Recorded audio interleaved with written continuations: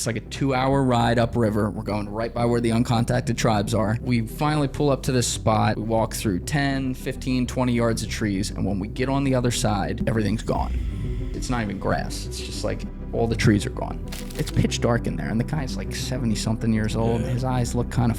He was describing things that happened to me, not just physically, but in my mind. And suddenly I hear...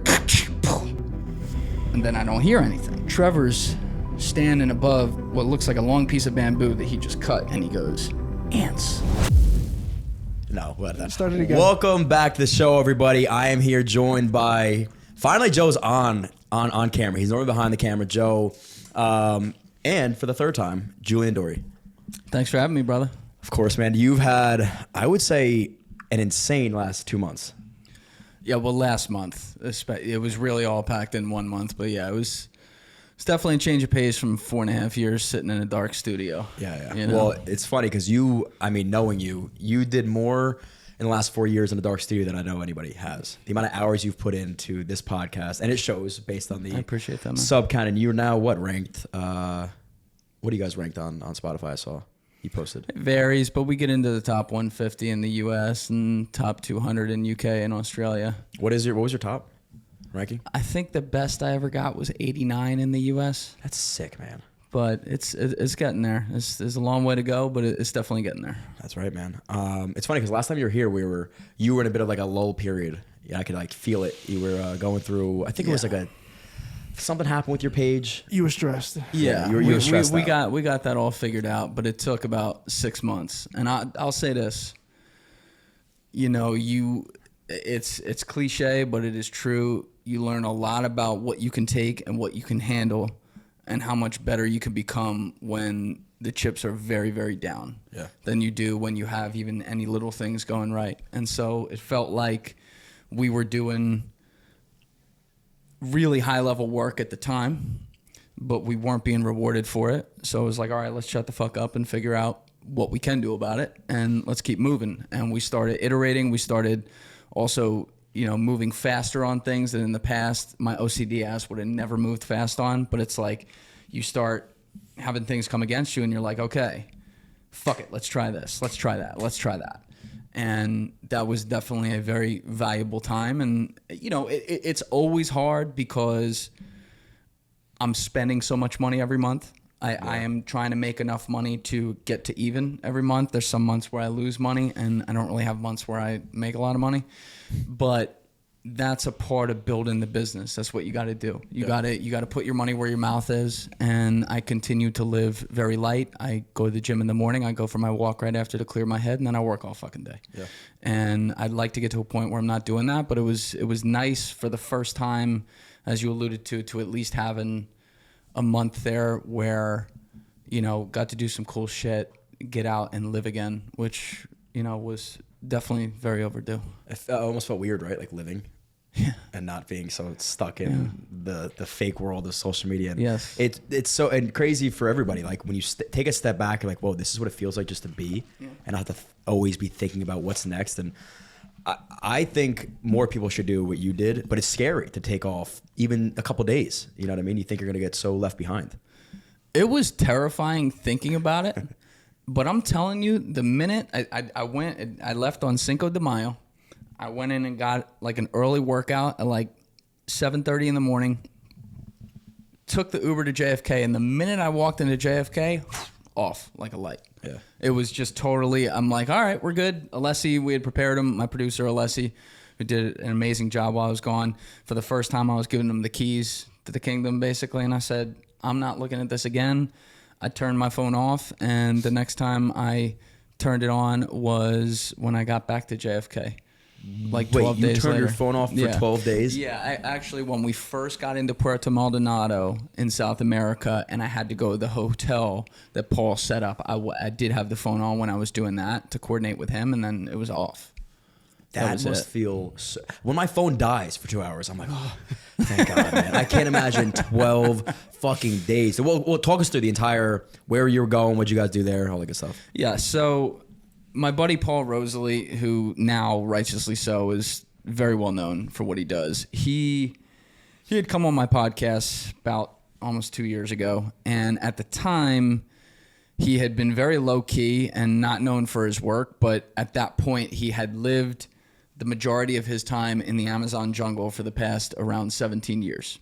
Okay, so now it's 19 at this point. And he lives deep in the Peruvian Amazon towards the Brazilian border. And his job, his life's calling, is with the organization that he co-founded with indigenous Peruvians from down there that he's been friends with since the beginning. They co-founded an organization called Jungle Keepers, which has a mission to protect the Peruvian Amazon and help set the example for how to protect the greater Amazon, which, you know, people don't think about it, but the Amazon jungle is around 2.7 million square miles, I believe. The United States is around 3.1. I think that includes Alaska and Hawaii, but double check me on that. Either way, it's a similar size to the United States mainland. And despite that size, you know it's still a smaller percentage of the earth, yet it accounts for over 20% of the world's oxygen, like in our atmosphere. And so as people burn this thing down and get rid of all the trees, and you have things like gold miners come in, which are awful. It's all foreign funded too and US bought, so we're at fault. But as this continues to happen, there will be a point of no return where it's like it'll become extinct. Because, and we don't know where it is. Maybe it'll be 60% of trees are left instead of 100, and then suddenly it's point of no return exponentially on the downside. So he is trying to protect that, and I went down there to see up close how he lives and what he does. Hypothetically, if the entire Amazon were to go extinct, what would happen? You got to bring, that's above my pay grade. You got to bring in the scientists for that, but it would be a catastrophic event for the environment.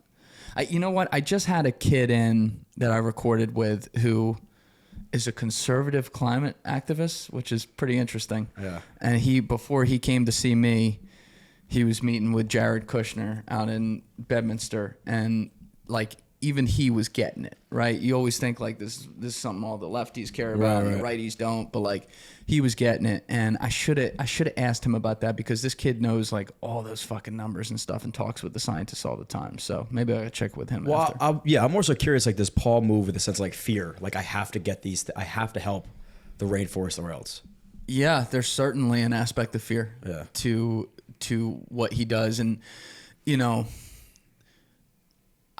it's crazy how the universe works sometimes, because summer 2021, when I was first really getting an audience, I remember one night, I mean, maybe it's 3 a.m., 4 a.m., who the fuck knows? I was sitting up and I had come across Paul somehow online, and I was like, oh, this guy. Because, long story short, in 2014, Paul had been approached by Discovery Channel to do a show that would then drive money to the Amazon. He was like 22, 23. He's like, all right, fuck it, we'll do it. Or 24, 25, something like that. We'll do it. And Discovery ended up fucking him. Oh. And they renamed the show Eaten Alive. And they made him fly to Tennessee and say it was the Amazon. What? And pretend actually try to get eaten by an anaconda. You don't know this story? No. Oh, it's so fucked up. It was like some dude named Larry's pet anaconda. It wasn't even like a real one. Anacondas, despite what the movies show you, they don't want to eat you. Right. Like if you see an anaconda eat a human, like when you see that news story, chances are it was a drunk motherfucker who in the middle of the night went in there and hit the anaconda with a stick until it did something about it. Right? Until like it ate him? Yeah, they don't fuck with humans. Yeah, they don't want them. So it's already like false advertising that an anaconda would even do this. And so they're like, oh, we're going to put you in this like metal suit, whatever, mic'd up and everything. We'll have the health and safety teams right there to come in and get you. So he starts getting, it took like 4 hours. You don't see this on camera, but it took like 4 hours to get the anaconda to even try to eat him. And then when it did, you know, it starts wrapping you up and everything.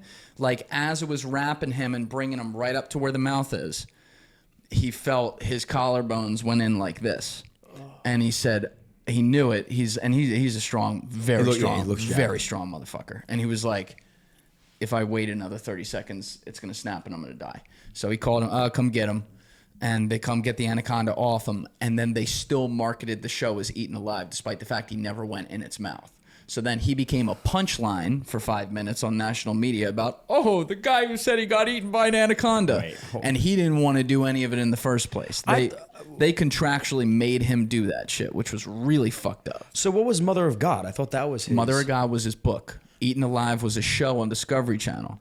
So when that happened, you know, he was very young, but at the time, he like, it was very embarrassing, and he was obviously jaded by the experience. He already had a short fuse with human beings as far as like being patient. I mean, after that, no kidding. But after that, now it's like whole nother level. Like, Yeah. he's looking at you like, what are you going to do to me, pal? Look at this. Eaten Alive, Discovery Channel's worst TV special. Yeah, dude. Eaten Alive, rating 3.3 out of 10 by IMDb. I mean, he never got eaten, you said. That's Yeah. so. How are you going to name a show Eaten Alive and then you don't even get touched? He refused to, like, they're like, all right, you got Jimmy Kimmel tonight and Good Morning America tomorrow. He's like, I'm not doing it. And they said, and they pulled the big dick on him. And they're like, you're going to do it. Why was he so against it? He was so. Because he knew what they had just filmed and he knew it was bullshit. Yeah, okay. Oh, they want to like go on He and promote. regretted even going to do it, but they forced him to go do it. They filmed the whole show in the Amazon. Like, he wanted it. And then they said, guess what, pal? We can't really sell this, so you got to get eaten by an anaconda. In Tennessee. Yeah. And we'll say it's the Amazon. No. Where the fuck are you going in Tennessee to make it look like the Amazon? Dude, a lot of trees, whatever. Just like hang up. People are stupid. I mean, yeah. That's so crazy. He really was so. I mean, like, I'm going to use it was a traumatic experience because he was embarrassed on the international stage. And so after that, Paul said, fuck you, I'm going underground. And he went and continued to do he didn't stop doing his work while he was doing the show. Right. Continued to do all his work in the Amazon, stayed away from media. Got it. Now, fast forward, July 2022. A guy, a fan of my show, calls me up. This British guy named Andy, and he's like, "Julian, I love your show. It's fucking incredible, mate. I don't want to like impose here, but I'm on the board of this organization called Vetpool. I think our founder Ryan would be incredible on your show, but you don't have to do it." I'm like, "All right, tell me what it is." And he says, "Oh, check out the link, whatever." And so I go look at it, and it's this thing called Veterans Empowered to Protect African Wildlife. And it's a bunch of United States veterans, Special Forces guys, Marines, Navy SEALs, whatever, who in their retirement now are deployed for this organization in Africa to protect elephants, rhinos, lions, pangolins, and a few other types of species from international poaching rings, which, little known fact, many of these rings are quite literally terror cells. ISIS Africa, Al-Shabaab, Boko Haram, who are paid by East Asian countries, China being a big one right there, to massacre, and I'm not downplaying that, you can Google these images, it's disgusting, but to massacre elephants, rhinos, pangolins, and sometimes lions as well. Elephants for their ivory, rhinos for their horn, which is, a rhino horn is a toenail. It's made out of keratin, which is what our toenail. It's worth nothing. Yeah. But like, they're just greedy assholes. So they poach these animals, and the rhinos were almost extinct like a decade ago. It's still touch and go. Elephants went down from like 1.2 million in 1910, something like that, to in 1910 to, I think 2010 they were down to like 250,000 or something. Wow. Now they're back up to like 450 because of guys like this. But I go on, I look at this, and I'm like, holy shit, I love animals. Like, I grew up with a jungle room, right? Like, this is cool as shit. I'm like, Andy, can we get this guy here? He's like, absolutely, mate, we'll set it up. So he gets me on the phone with Ryan. We become best friends right away because that's my boy right there. And so I said, okay, you're in Africa, and then when you're in America, where are you? And he goes, Salt Lake City. I was like, shit. Because I was paying for flights at the time, but Salt Lake to Philly at the time was like, that was out of my price range. Yeah. And so I was like, fuck. I'm like, Ryan, can you just give me like 5-6 months? I'll grow some more, and then I can get the flight. He's like, fuck that, I'm coming. I was like, what? He's like, you're not paying for shit. I'm coming. I'm like, okay. So we were going to record, I think it was like Saturday, August 2nd, something like that. And he gets there the day before. Doesn't tell me. Hits me up at like 4 o'clock. Goes, yo, just got the Marriott in Glassboro by Rowan, where you went to school, and let's go get dinner, a drink and dinner. I said, don't mind if I do. Let's go. And he goes, by the way, I hope this isn't, I'm really sorry if this is like pressuring you or anything. I hope you don't mind, but I brought my buddy Paul with me. Now, I think I'd started to tell this story a few minutes ago and then got off it. The summer before, I was fucking around late at night and had found Paul, and I was like, and again, I was like, oh, the Eaten Alive guy. And then I'm like, damn, he hasn't been on any podcasts. And I'm like, oh, he must be like really scarred from that. I understand that. Yeah. But I'm like, God, it'd be so cool to get this guy on a pod, but I'd have to fly him from Peru. And so fast forward, Ryan texts me, my buddy Paul's with me. And I text back, I'm like, Paul Rosolie? And he goes, fuck yeah. I was like, let's go. Oh, hell yeah. The three of us went and got dinner. And when I first met Paul, he's outside of Chicken Pete's in Glassboro. Man, ripping a bogue, looking like he just walked out of the jungle. And the first 15 minutes with him, this dude's not scared of shit. He's a fearless guy. Yeah. But you could see like he was very, I'll say, tentative about meeting me. Why? Because he didn't do really much of anything with media since 2014. And he thought you were gonna like poach him for. You don't trust anyone if you're in his shoes, you don't trust anyone you're coming across. But very quickly he realized, oh, it's a dude in his parents' house. Like, it's not that serious. I'm very blunt with people, and I talked to him about that a little bit. I said, look, I don't bite. The show is exactly what it looks like. People come in there, we talk. There's no plan, no nothing. We just talk, and it's exactly what you see. And, about 15 minutes in, he's like, you're cool. All right, we're good. So it was like, oh, did we all just become best friends? Yep.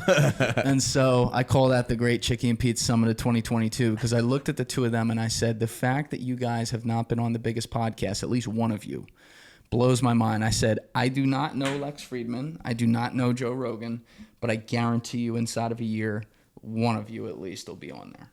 And less than a year later, Paul, after he had gone on Lex in April, and then he went on Joe's show about 355 days after. That's insane. We said this, and now he's huge. Now he is the international celebrity of this thing that he should be, and continuing to grow. And it is one of the most deserved things ever because, when we recorded with Ryan that Saturday, I said to Paul was going back to the Amazon on Monday for the fire season. Right.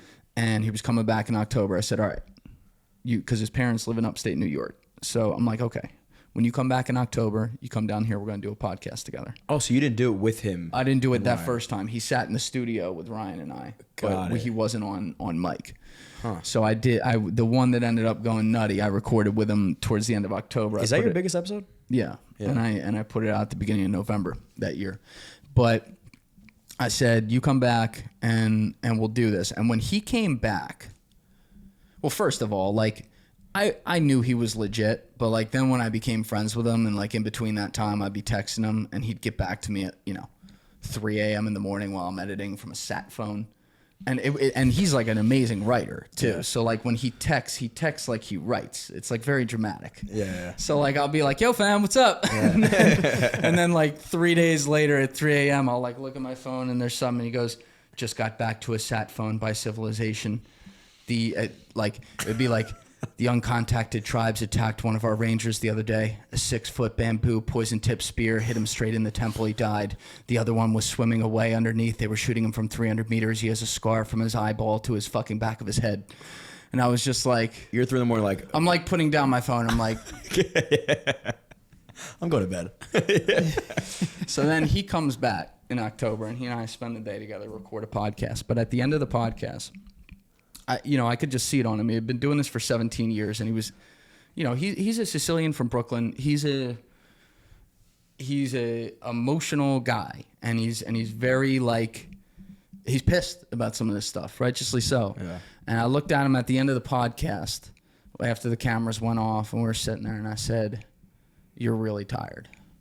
I'm like, "I can see it. You are really, really tired." And he just looked back at me like, "Yeah." And I said, it's about to get really good. Just hang in there.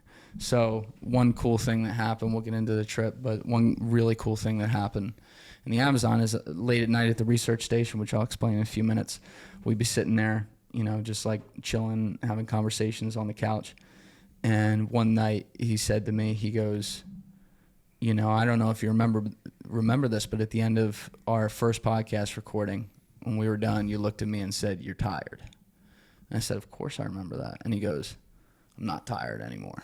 Wow. And it's just really cool. Like, I think when he was there, they owned, like, I don't want to put a number on it, but it wasn't a fuck ton of acreage in the Amazon. And now, like, when I was at the moment, they own around 80,000 acres now.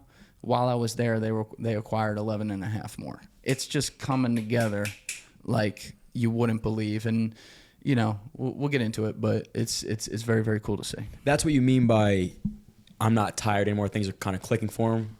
Like he's not doing any less. He's probably doing more now. But Oh yeah, dude. But the energy's there. he was tired of things just not The going. reward is Yeah. coming for the work. Because now Yeah. it's no longer he's in the middle of the Amazon holding up for signal, trying to call people in the U.S. saying, "Please care." Yeah. Now it's like his phone is buzzing off the hook and The he can't opposite's keep up coming, with yeah, it. okay. Because he's known around the world. He goes to any country, he gets recognized now.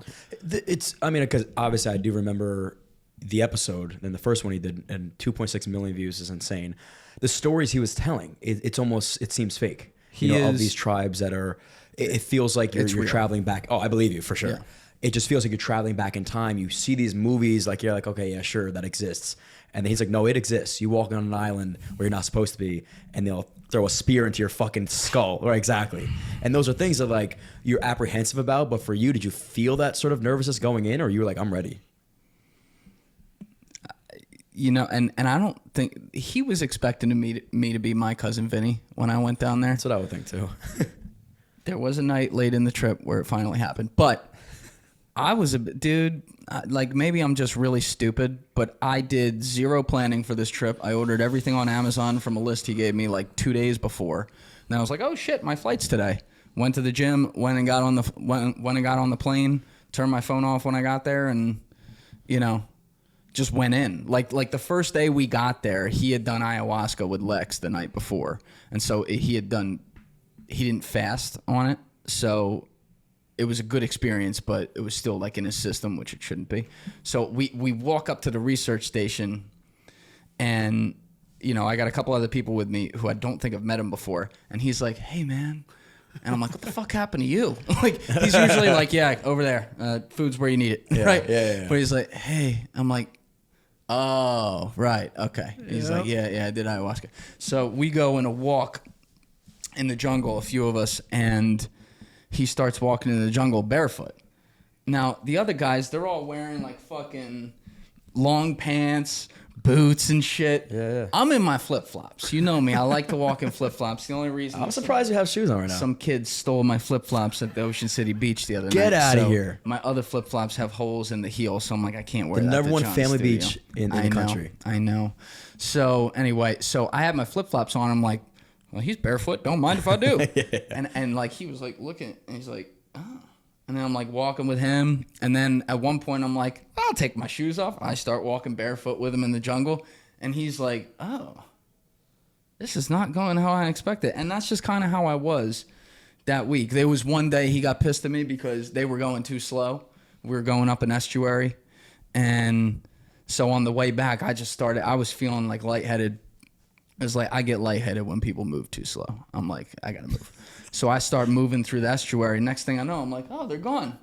And I ended up going like too far and sitting on a tree over sitting the estuary and just waiting to hear a noise. And eventually, like, they're like, Julian. And he's like, you gonna do that again? I'm like, nah, I'm sorry. It's all he good. was pissed. Yeah, I was pissed. He was, but not like that pissed. But I was like, I ain't gonna lie, bro. Like, I was about to pass out on the way up, and then I didn't realize you guys were gone until I turned around. I'm like, oh shit, they're gone.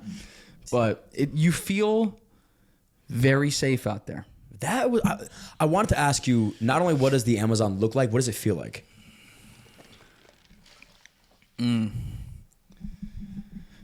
feel like a speck out there.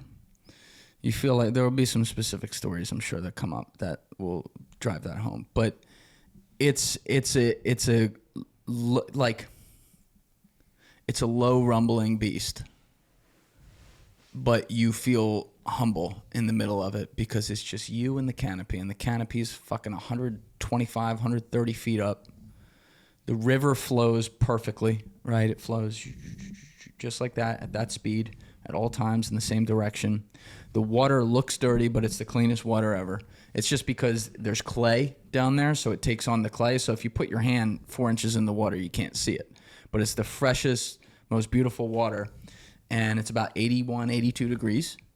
And it's like a lazy river. It's like incredible. And when you're out there, the sun will pound down because the canopy's obviously separated by the river onto the river. And you just hear like, I can't do all the different bird noises, but you just hear the different. I'm not gonna do monkey noises. I thought you were about. We're gonna get in trouble for that. Damn it! But Canceled. You hear all these sounds, and you're in awe of it, right? Like you are really, especially. I didn't have a phone on me at all because, like, I should describe like getting to the research station. When you go here, you got to fly into Lima, then you take a direct east flight to a town called Puerto Maldonado. It's like an hour and 20-minute flight, which is the last town on the edge of the jungle. To get to where Paul is, if you wanted to go up the river 8 hours, that's how you get to him.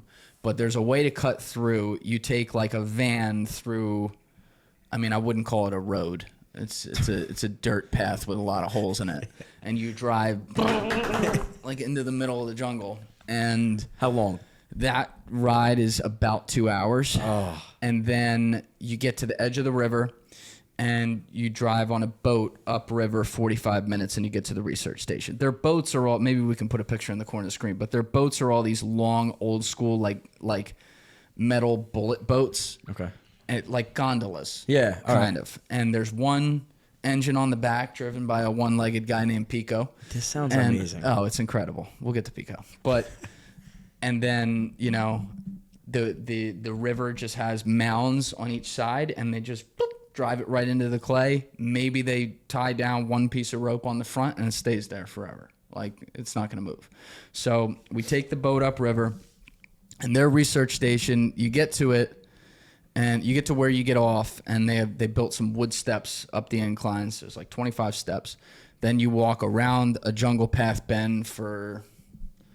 quarter mile, maybe a little more, and then you walk up. They built 111 steps into a big incline in the Amazon. You get up that, you walk another 1/10 of a mile, and you come up to the research station. And the research station, I can give you guys pictures for this, is basically like a wood deck, no doors, no windows, everything's open air, 15 feet open air, and there's a tin roof, that will hold out the rain. And then down each side, there's a hallway with rooms. The rooms don't have windows or anything. They're just they're 2 twin beds on each side with mosquito nets, and that's it, like an open air. And then they do have a few toilets on the end, which was nice. So they had that. They have showers, but I never used the shower. What? No. So, you asked like how I was going there. Like 2 weeks before, Paul's like texting me like, "Yo, pack your bathing suit. We're going swimming every day." And I said, "The fuck we are? Yo, what? I'm not going swimming in that shit with the anacondas and the piranhas and the penis-eating fish, which there is a real thing called a penis-eating fish. There's a long Latin name for it, but they all call it the penis-eating fish. That if you piss in the river, it will climb up your cock and do exactly what That's not what I want climbing my cock ever. No. So I'm like, I'm not fucking going swimming. And he's like, Malaka, you're going swimming. I'm like, no. So the first day, like typical me. Push you in. First day we're walking down that path barefoot. We get to the edge of the river. He starts taking his shirt off and he's like, well, I'm like, don't mind if I do. Oh, hell yeah. Jumped right in with him. And he said, yeah, dude, like this is where I shower most days. I'll bring the soap right down here and we'll do it here. And so I was showers in the Amazon. Yeah, because I saw the showers at the research station. I was like, worse than the Amazon. Yeah, I didn't like them. Is the water as brown as the I've water's seen it? nice in the Amazon. Oh my god! Like when the first time swimming in there, we were swimming for like an hour and 20 minutes. I'm like, this is fucking awesome. He's like, don't step on the bottom. The one thing is, you might step on a stingray and then you won't walk for 4 months. I'm like, okay. What do you have to like tread water? Yeah, but it's like a lazy river. You like float. It's great. I mean, I was a year-round swimmer when I was young, so I don't. He said, "Don't step on the bottom." That would have freaked me out. I would have said, "No." Nah, yeah, no, I did step on the bottom yeah. a bunch the first time. He said the chances of it happening are like 1 in a million. Well, listen, And Steve I'm Irwin like, and I'm like, is dead. I'm You're a like, I lucky might guy. be that. Yeah. Not, they're not the poisonous ones, I don't think. Okay. But they're the ones like if they hit your foot, you won't walk for 3-4 months. They'll ruin Like, your trip, truly. Oh, ruin your trip. You would rather die. Like you'll be like, cut my leg off. Like it's that bad.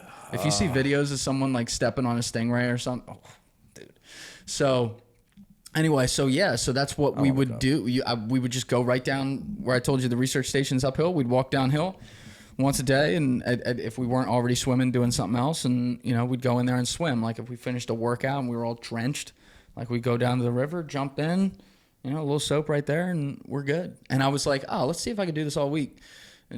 However, it was longer than a week, but however long it was. And the first shower I took was, he set me up with a hotel room 3 hours before my flight in town in Puerto Maldonado, and took a shower there. But Did you smell it all? Like, did you feel like your body was No, adapting? that's what I kept testing. I'm like, all right, let's see how we are. I mean, obviously, we're throwing on deodorant all the time. Of course, yeah. And we're also throwing on DEET, which is like the most power. I mean, it probably takes a couple of years off your life. Like I was spraying that shit. yeah, you need it. Yeah, What's but DEET? DEET is the most powerful bug spray. It's basically like putting Raid on your skin. Like it's not great. If you didn't have that on, would it just be terrible? I can't imagine. I'm just assuming the bugs there are just more deadly than here. How big are they? It probably wouldn't be great, but I will say the bugs were not nearly as bad as I thought they were going to be. Not like Australian bugs. We'll get to the ants. Nope. That's exactly I would say. my man. I would say, listen, call me a plane. I'm out here. Let me just say Call me an this. Uber. If you go to the Amazon, and we'll get to the ants, but if you go to the Amazon jungle and you see ants, you step on those motherfuckers and you kill them. There are a lot of them and only 8 billion of us. There's 8 billion of them in that 1 square mile right there. Man, I'm and there picturing is the nothing worst. better than a dead ant. That's the only type of good ant there is. I'm picturing So the I absolute love worst. animals. I don't fuck with ants. We're going to get to that. We'll get to why. Yeah. But like that was the one bugaboo while we were there. Okay, so before we get into like the intrinsics, let's talk about immediately what pops into my head are things like getting changed, like and clothing and then showering, things that you normally do in America that you don't think twice about. Food, like what'd you guys eat? Oh, in the back of the research station, they had a kitchen area, and they have a full Peruvian staff who lives right on the edge of the river, and they cook food all the time. Now, I don't eat breakfast. I haven't eaten breakfast since we pulled the 101st out of Germany, but like every meal, they had it. They had it in the morning. They would have it at lunch. They'd have it at dinner, and it'd be a big buffet spread. And like the thing is, if I stayed there, I'd have gotten fat. Really? Yes. In Peru, no one's like fat. No one's skinny though. Oh, yeah, no. They eat they eat really like they don't eat the chemical shit we do. Like they eat natural stuff. Like it's good. But they eat a lot of high sodium stuff with the they eat heavy. carbs, and your body just holds it. Like I was like going, Oh, did you feel like you were getting heavier? oh yeah, That's yeah. When we okay. went to work out, I felt like I had extra gas in me. I was like, I was kicking Paul's ass in the workouts. I was a little Really? disappointed in him, but I'm like, I thought you were a real savage. But I hate to be a know. fat fuck. Did they serve you lomo saltado? I don't French fries I with a don't stir ask what fry it's on top? called. Oh. If it That was sounds there, I gross. ate it. You know what I mean? I'm gonna say you had it. I probably had it, yeah, yeah. but the fruit. There's all kinds of fruits that are just around there that you I don't mean, even how- have a name, and How they're was good. the fruit? The fruit was great. Yeah. I asked, and they gave me an avocado every day because I was like, the worst part was I was like constipated for like the first 5 days. I was just about to ask you how your shits were. Well, I ended up getting the shits, but for the first 5 days, 3-4 days, I was constipated. So then I said to Paul, I'm like, because I don't speak a lick of Spanish. I'm like, all right, how do we ask these people if I can just get an avocado?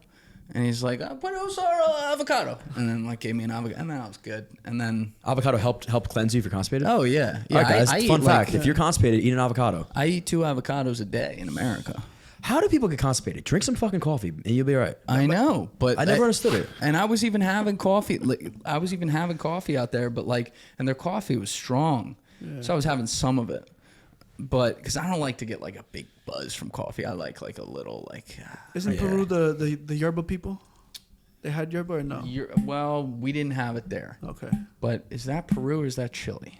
No, I think it might be. Yerba mate? Maybe. Yeah, Let's check. either way, it's somewhere in Yeah, South America. yeah. But like when I got to that research station though, and Paul was there, still like tripping on ayahuasca, he goes like, all right. And by the way, the Wi-Fi password's over there. And I go, Wi-Fi. Oh, wait a minute.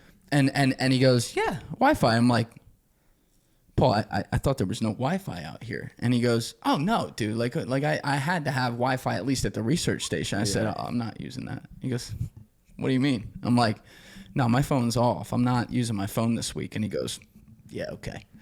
And then about 7 days later, he was looking at me on the little couches there on the patio. He's like, you really haven't used your phone this week? I said, no, dude, I put it away. I was coming. The whole point was to come here to unplug. I'm not bringing work to the fucking Amazon. Well, let me ask you something. Regardless of going to the Amazon or not, when I, unplug or whatever, I can't go 30 minutes without thinking about my phone. Like, what did you do in your board time? Oh, dude, I read 3.5 books while I was there. You did? Three, at least three, maybe 3.5 books. Like, it was just, I had my books there. I would wake up. So they're in the southern hemisphere technically. They're by the equator, so it's fucking 95 degrees every day. But the sun comes up at 5 a.m. and it goes down at 5:30 because it's technically winter there. So,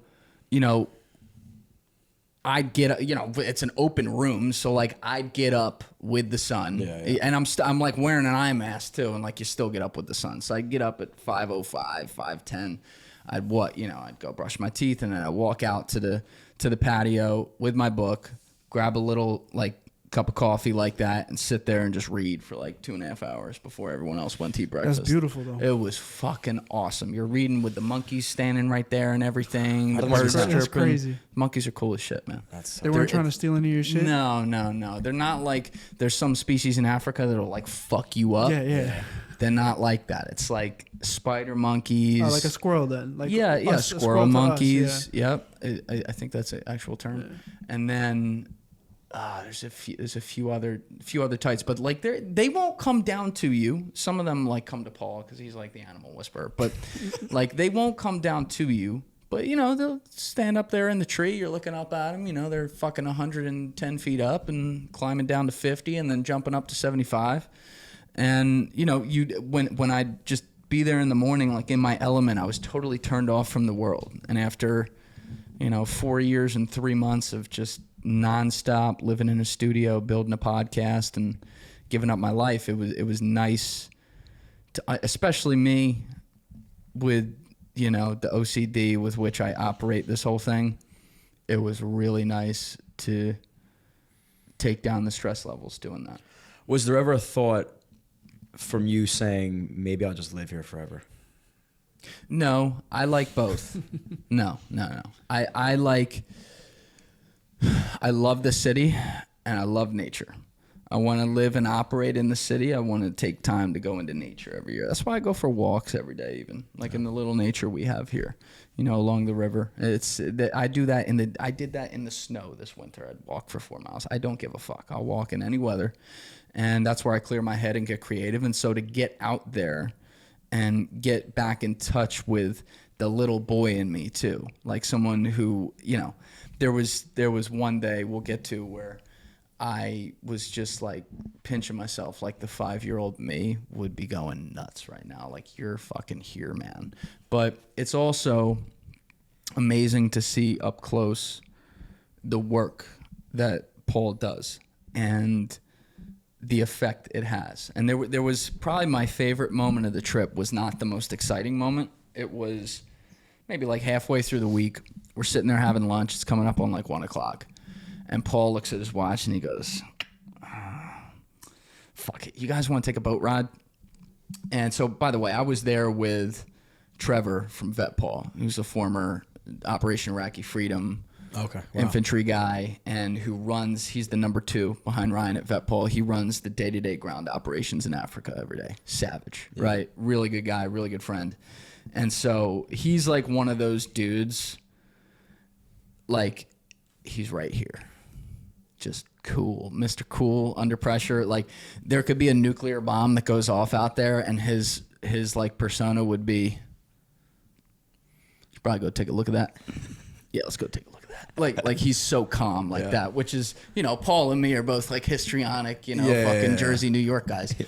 But anyway, so Paul looks at us, and there were a couple other guys there too. There were a few people in there that week who had paid a lot of money to be there with Paul and were just some of the coolest people ever, and also not only cared about all the stuff there, but they were about it. They were about the action on everything. Like there was some shit that I'm like, I'm not fucking doing that, and they'd be like, I'm doing it, right? Like a lot of the night stuff like felt a little worthless to me, and they'd be like all about it. And like sometimes when they'd go out for like a night walk, like in the creek, it's just musty and hot. You don't see shit. Yeah. But they're like, fuck it, we'll go do it. I said, I'll see you guys in the morning. Like, you know, I like walking where we're going to see shit and do shit. Are you naturally a lazier guy? Because I am. Like, if you gave me the option of doing nothing, I'd be like, I'd hang out. You'd rather be doing something at all times. Yeah. So that was probably a good trip for you. Yeah, yeah. And, you know, there's different layers with it. Like, yeah, there's times where I want to go read my book and don't fucking bother me, right? Yeah. And there's times where I want to go on a walk and get in touch with my creativity, which is pretty much what I do every day. Or I either do that or I take some of my phone calls while I'm on there. I do that a lot, to be honest. But, you know, I like to be doing things. And so, anyway, that one day where he's like, fuck it, let's take a boat ride. He's like, look, it's like a 2-hour ride upriver. We're going right by where the uncontacted tribes are. And we're only going to be able to get out for like 20 minutes. And then we got to get back on the boat and come back here because the sun's going to be going down. So we're like, all right, yeah, fuck it. Let's go. So we go upriver. I don't even know what we're going to see. But we finally pull up to this spot. And just like I told you, the mound's on the side. We pull the boat into the mound. It had rained, I guess, there the night before. So it's all muddy. So a few of us climb up the mound. We walk through 10, 15, 20 yards of trees, and when we get on the other side, everything's gone. The ground it's not even grass. It's just like all the trees are gone. And I see like piles of 40 to 60 foot long freshly cut balsa wood, like it's going to be used to build a fucking office building. I see stacks and stacks of like, I guess like excess wood. I look over on the right and I see these little man-made huts that have like a cutting table made out of wood that they probably just cut down right there. There are still tape measures out and machetes on hidden to the side. And it's almost, I would describe it like this. Like if you've ever seen in like the war movies where like the good guys ride up on their town and they're an hour late. Everyone's dead. There's still smoke coming off the fire, but they just see the bodies and the enemies had been there. They ravaged everything and they didn't get back in time. Yeah. It's just, the feeling is just like that. And I guess it was like 4 or 5 of us. We all get real quiet when we see this. And I'm looking out and there's just 10, 11 acres right in front of me. Gone. I mean, at least 10, 11 acres. Gone. Nothing there. And then on the other side of that stacked balsa wood, there's a giant mound, maybe 15 foot high, and I don't know how long, maybe 50 yards long, of sawdust. Like literally sawdust. That's how many trees these fucking guys had cut down. And so I just didn't think about it. I walked right on top of the sawdust, and I was standing out, looking out at the jungle, at the canopy that was, you know, because it's all cut down, then the canopy shows up. And then out of nowhere, Paul had been back on the boat when we came up there, so he had come up. And he comes up from behind me down below on the side and he goes, now what you're looking at this moment looks like a defeat. But this is actually an enormous victory. And I'm like, Malika, what are you talking about? And he goes, just hear me out. And he goes, I think he said it was like, there's 10, 11 acres here that are gone. That does suck. But he said, you see the tree line out there where the canopy is? And I said, yeah.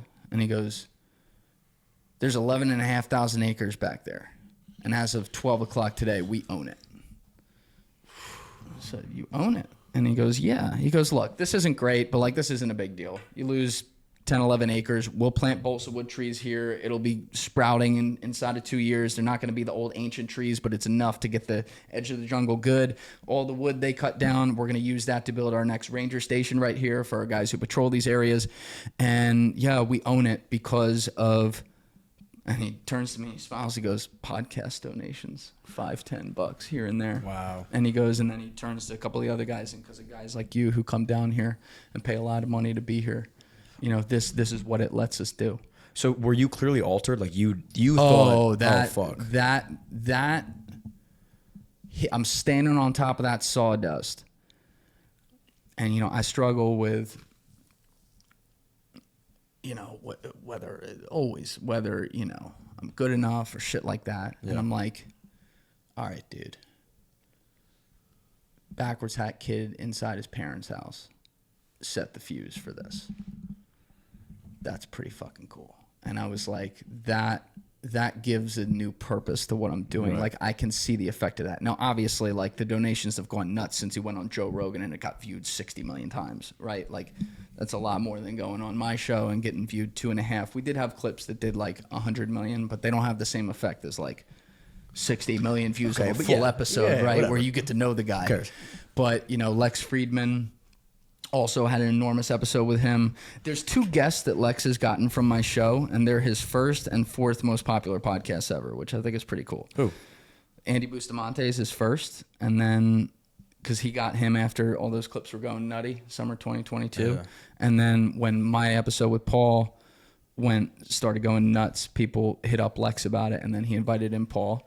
And actually, I want to give Lex Friedman a huge shout out because, you know, he's such a huge guy in the game. He's like a top 3 podcaster in the world. And a lot of these dudes, you know, that you see that have a lot of attention and stuff like that, they'll be like, they'll tell you they're going to do things, and then maybe they don't because, you know, their life is too busy, and maybe sometimes because they're too important. An hour before I got there, Lex Friedman left, and he had been there for 2 weeks. He came down there. He recorded a podcast in the jungle with Paul. Sick. He put the link to Jungle Keepers as his link in bio for like the whole time he was there. And he walked the talk with this thing and like talking to Paul and JJ and about all the stuff he wanted to see and did there. Like, he did the damn thing.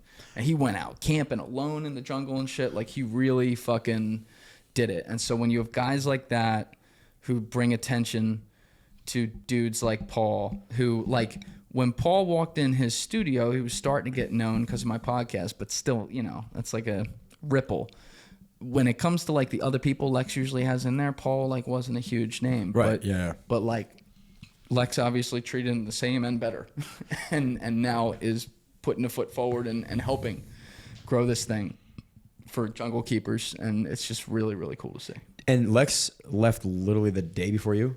He left an hour before me. You didn't get to see him? No, I didn't get to see him. So you gotta get him on. Yeah, I don't think he really does podcasts. He does Joe Rogan's and Andrew Huberman's. Who are like I think that's where I first saw him, and then he made his own podcast. I'm pretty sure. Yeah. What was he known for prior to podcasting?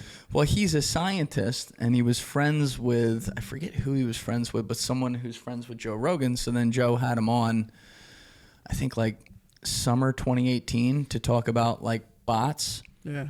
That was a good one. And a really good episode. It was like 1,100 something. But he then told Lex, he's like, dude, start a podcast. No way. And Lex did. And I was a fan of Lex podcast when it was first coming out. It was called Artificial Intelligence Podcast. He talked with a lot of guys. I was studying a lot of AI and stuff back then. And, you know, he talked with the greats of the greats. And it was really, really good. But, you know, now he's built it into this whole other thing. Lex Friedman podcast. He talks with whoever he wants, and like that's what it is. But that's what I'm saying. Like, seeing the ripple effects where it's like, yo, we started that ripple and got it all the way to that Joe Rogan 50-foot wave, and now, you know, and I'd be there. We'd be at the research station in the morning, and like Paul would be standing there like, yo, I got to take this call. Listen to this one, and like he'd be looking at me like, dude, can't believe some of this shit. Like, this is really cool. Like, we're like, now we have, look at these opportunities we have now. And that's just like that was very, very rewarding to see. Yeah. I mean, look, and you just mentioned too, like, credit to you though, man. Like, you are this springboard for a lot of these guys that I've never even heard about. And I remember you like mention their name and I'm like, all right, I guess I know them now because he was on Julian's podcast. And then I'm seeing them on Joe Rogan and Lex, and I'm like, you know, Paul's not the only guy that you've done this for. Like, Bustamante is the other one that comes to my mind where you had him on. And it's not by coincidence that then they start blowing up. Like, that has to feel good for you. And if it doesn't, you should take a step back and reflect because you're changing lives. Well, I appreciate that, and that is my favorite part about what I do. Anyone, you know, are there? I have a list, as you know, of like 900 people I want to bring on. They range from people you have never heard of to like Justin Bieber. Yeah. You know, but like, Yeah, it'd be really cool to talk with like a Justin Bieber because I'm fans of people who have a lot of attention as well. But there is nothing more rewarding than people who, you know, deserve a light that I can help shine that on and find a way to get it out there. Because like my whole thing in life before I ever did the podcast was, you know, I was everyone else's hype man. Right. And part of that was I never would be my own. And I still struggle with that. But it's a really good thing to be people's hype man because I would see the potential in everybody. And I always dreamed that, like, I want people to see these individuals that I see through my eyes. Right. The same way that I see them. You know, if that makes sense. How It's beautiful. Right. Yeah.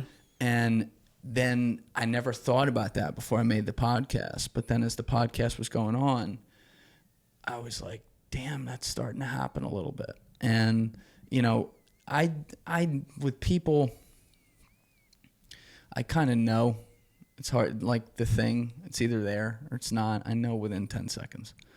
And, you know, like I remember walking up outside Chicken and Pete's, like I told you, and seeing Paul. And I mean, I already knew with him, but like, once you meet, you're like, oh yeah, this guy is John Wayne of the Amazon. Right. I mean, he's got that vibe that I don't give a fuck. Fuck you. Get out of my way. Like, but like, he's gonna go be about it. The guy didn't even have carbs at dinner that night. I'm like, he's ripping a red outside, but not having carbs. My kind of guy. Yeah.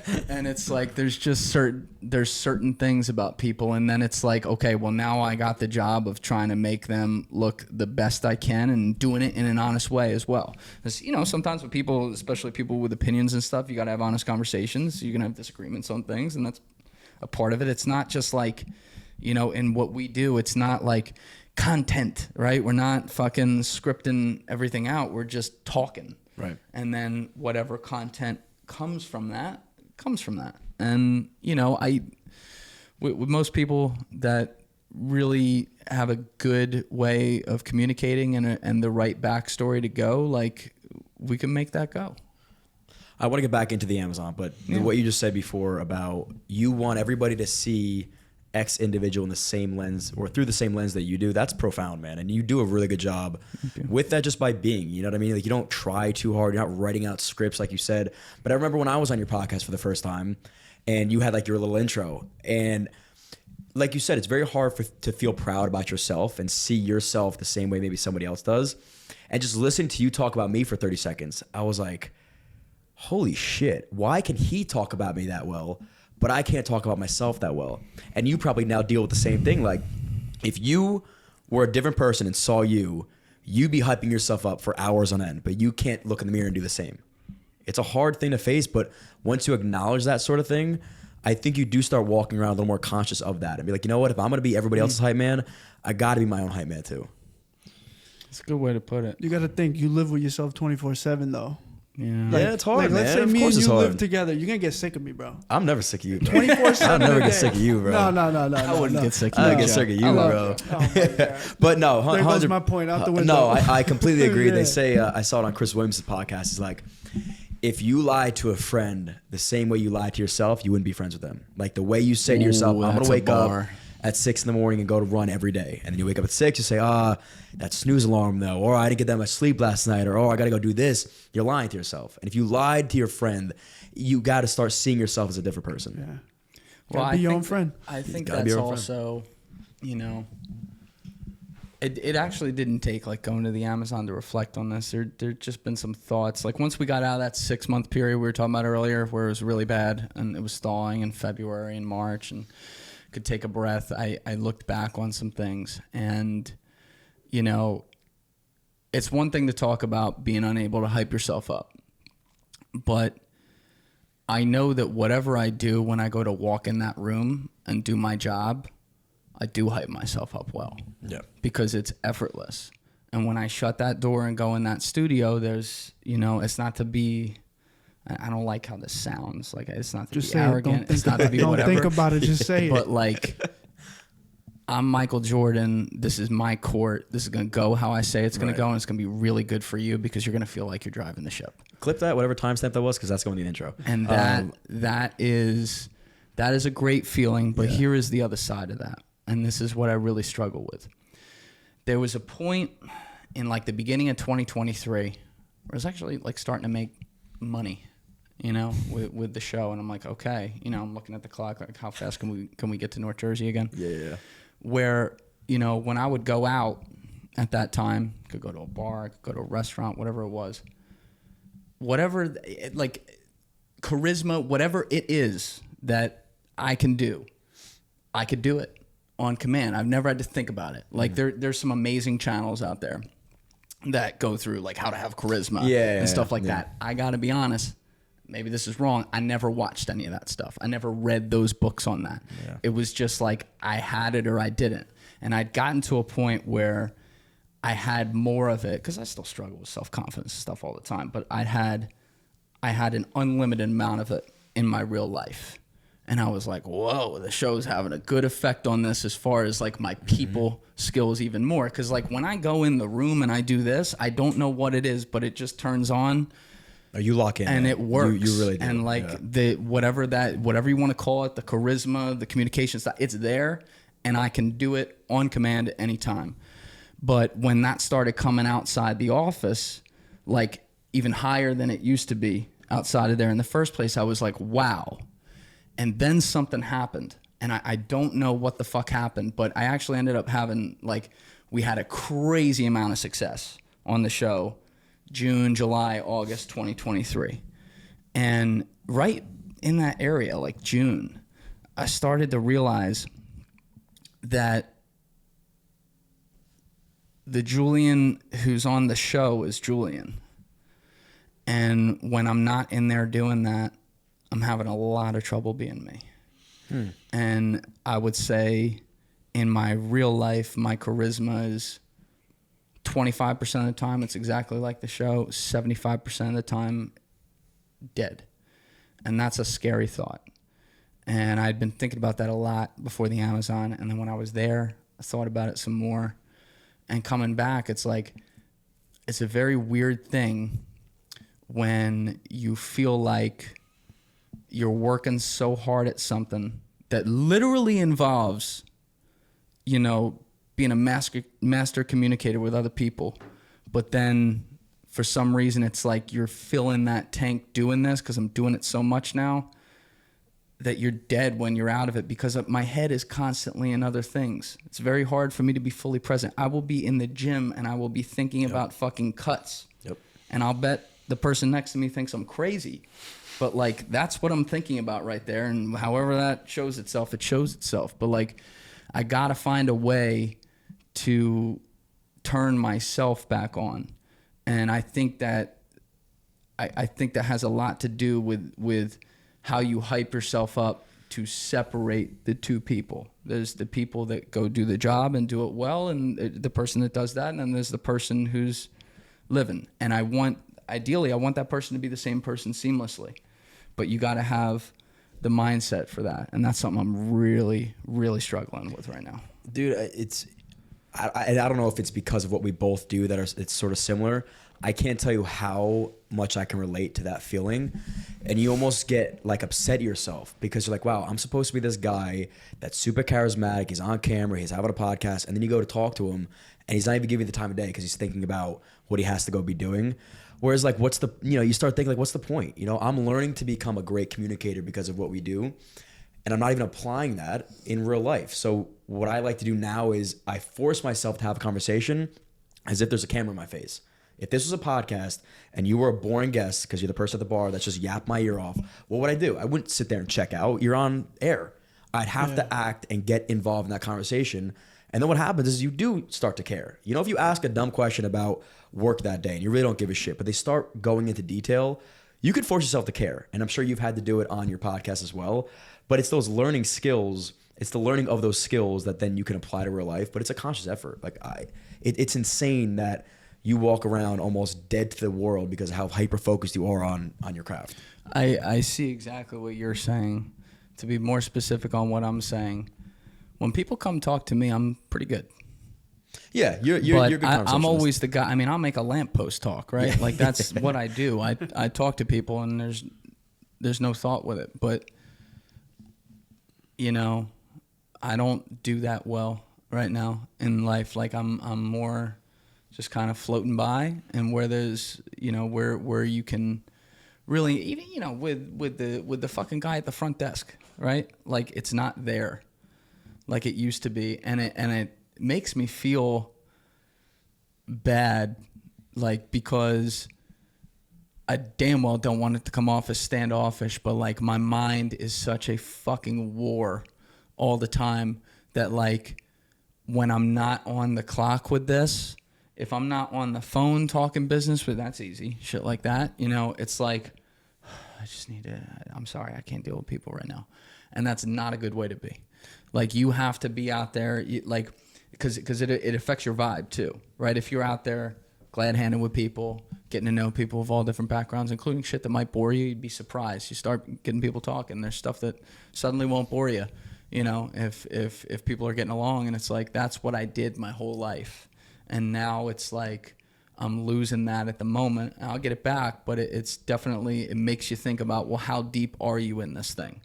And then you think about going without a phone for 11, 12 days in the Amazon and how effortlessly I did that. Now I'll try to do that here. Wouldn't work. Yeah. You know what I mean? So there's a weird, you know, that was such an extreme to go there. Yep. But I have to live here now. And I'm more and more aware of, like, I gotta work on some things on myself. It's the extreme is, it's so funny. Again, phone dies. I'm not going to now die because my phone died. It's a refreshing feeling, right? But that's the extreme. The half extreme is like, let me mute my apps. Never works. I'm going to go right back on the apps in 5 minutes. The time limit don't work. Yeah, it doesn't work ever. Nope. You need that extreme, and I think everybody does. And what you're envisioning or picturing is like a blending of the worlds, right? Like you can kind of do half in, half out. I don't think it's possible, right? Like, I think when you're on, and there's going to be days where, sorry, you may come across standoffish because you have other things going on, but that is what it is. When you're off, that means you have to give yourself that time to be off and not think about the podcast and give people in your life full devotion. And I've learned to just be super transparent. Like, you're my best friend, you're my family. I'm off today. I can't engage in a conversation. I'm not there right now. I'll be there tomorrow. I'll be there at a different time. But for right now, I'm hyper-focused on whatever's going on in my brain. You got to let me go. And people respect that stuff, man, because you don't want the half-ass. Nobody wants a half-ass conversation, you know? And I think what I've tried to do, and I'll ask you the same question, when do you feel the most locked in and engaged in a conversation? Like, is it a specific person you like to talk to or a podcast guest? No, I'm locked in on every person that's in there. There's a real, I don't know if this is a word, but a real humbleness with it, because it's like they came here for you. Yeah.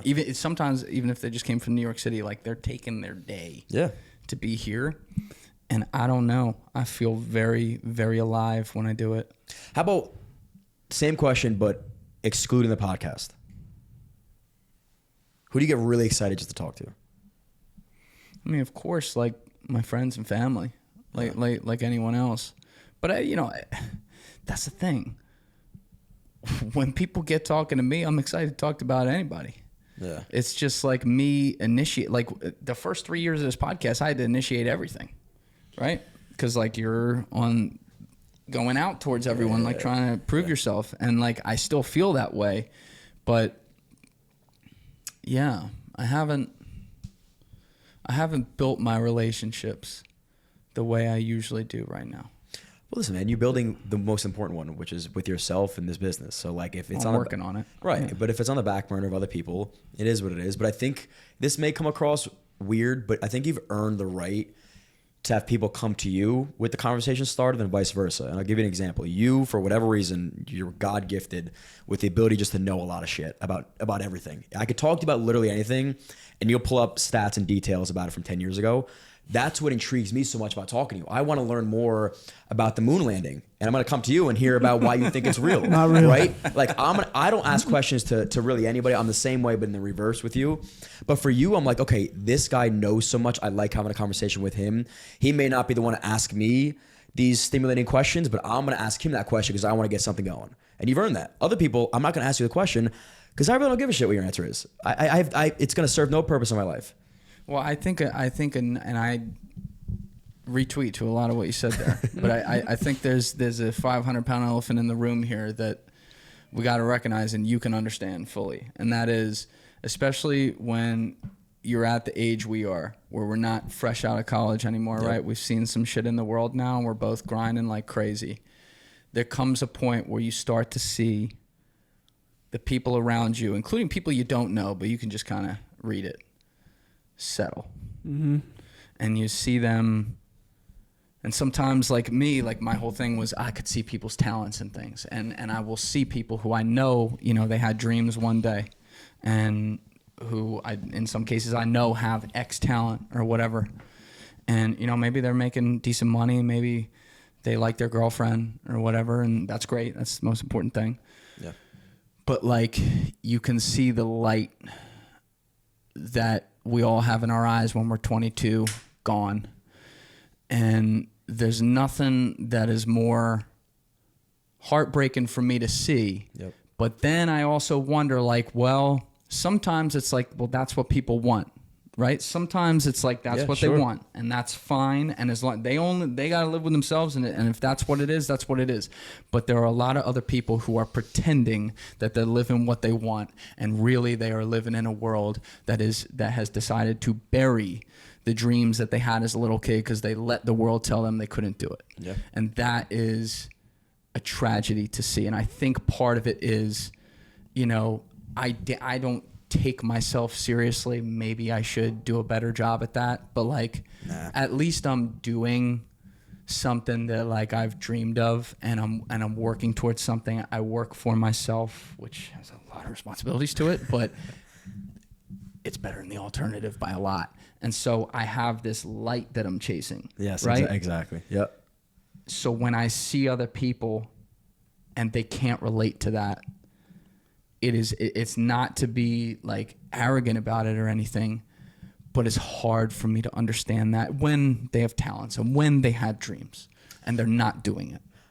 I think that's why, to go full circle, you're so good at being everybody else's hype man, because you feel that and you know that it literally could take an inkling of a hope for somebody to say, wow, wait, maybe I can do this. Yes. And you could be that hope for them. Yeah, they get on the podcast, they get some views.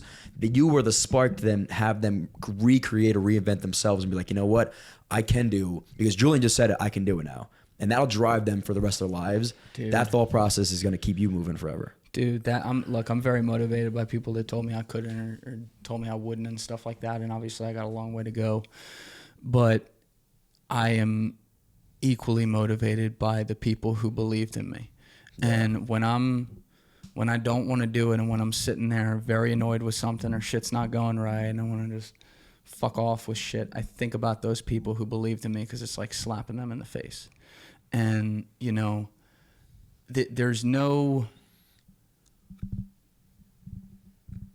When you get people in front of you who the world has told them no over and over and over again, even if I see someone and I'm like, in my head, you know, you get that feeling, it's like, I don't think it's going to happen for him. Yeah. I never want to be the guy who was the reason they stopped. Yep. Right? There was one exception with that. We're not going to name that one. You know who I'm talking about. Wait. Yes. Give me a hint. A very not good person. Come on, man. Timestamp this. Yeah, I'll tell you. There was one exception to that where I had no problem saying, who was it? You're going to end up in prison for that. That was an exception. But other than that, like when people come up to me and they're like, "Oh, I dream of being an international pop star or something like that," and even if I don't feel it, I'm paranoid at the karma of the world and at, you know, being the wrong guy in the movie who said, "Fuck you, you can't do it." That I will do anything I can to help them out. That's why when people hit me up all the time and say, "Hey, I'm really trying to start a podcast. Can you hop on a call to give advice and stuff like that?" I hop on the call. If I see it, I hop on the call and I do it. And a lot of people don't end up going through with it because I tell them what it is. I tell them what goes into it. It's a lot more than what you see. You don't want to know. Day one, you do not want to know how much work it is. The Zoom calls start like this. Within a half hour. No, you don't. You really. It's down there. I don't, honestly, man. I don't even think you should be prepping as much, because if you knew 4 years ago how much work this would be, you wouldn't do it. There's no way you would do it. If I knew 2 weeks in, right? When You'd be like, "Fuck it, this, man." I'm out, dude. Oh, there was such a. innocent time, and that's been the great face of it, because now I know a lot, but I'm still learning. There's still a bunch of new things that come to me all the time where I'm like, oh shit, we got to do that, or there's a chance we can end up doing that. So like, you only know what you know now. Exactly. But there's a real, thank God, like my overthinking ass didn't think about it and just said, well, fuck it, I guess we're doing it. Let it rip. You know, like, thank God for once I did that, because it would have never happened. If you would have told me how much money I'm making at the level I'm at right now 4 years ago, I'd have been like, yo, fuck this. Yeah. Like, if you just said you're going to be spending X a month and making X a month, I'd be like, all right, I'm out. Like, we're not doing this. I would have thought right now, like where I'm at, as apparently a lot of fans do, so I understand this, I would have thought like, oh, he's balling. Yeah. He's balling. He's buying the fucking tables out at the club and shit. Yeah. And me, I'm wearing shoes with holes in them.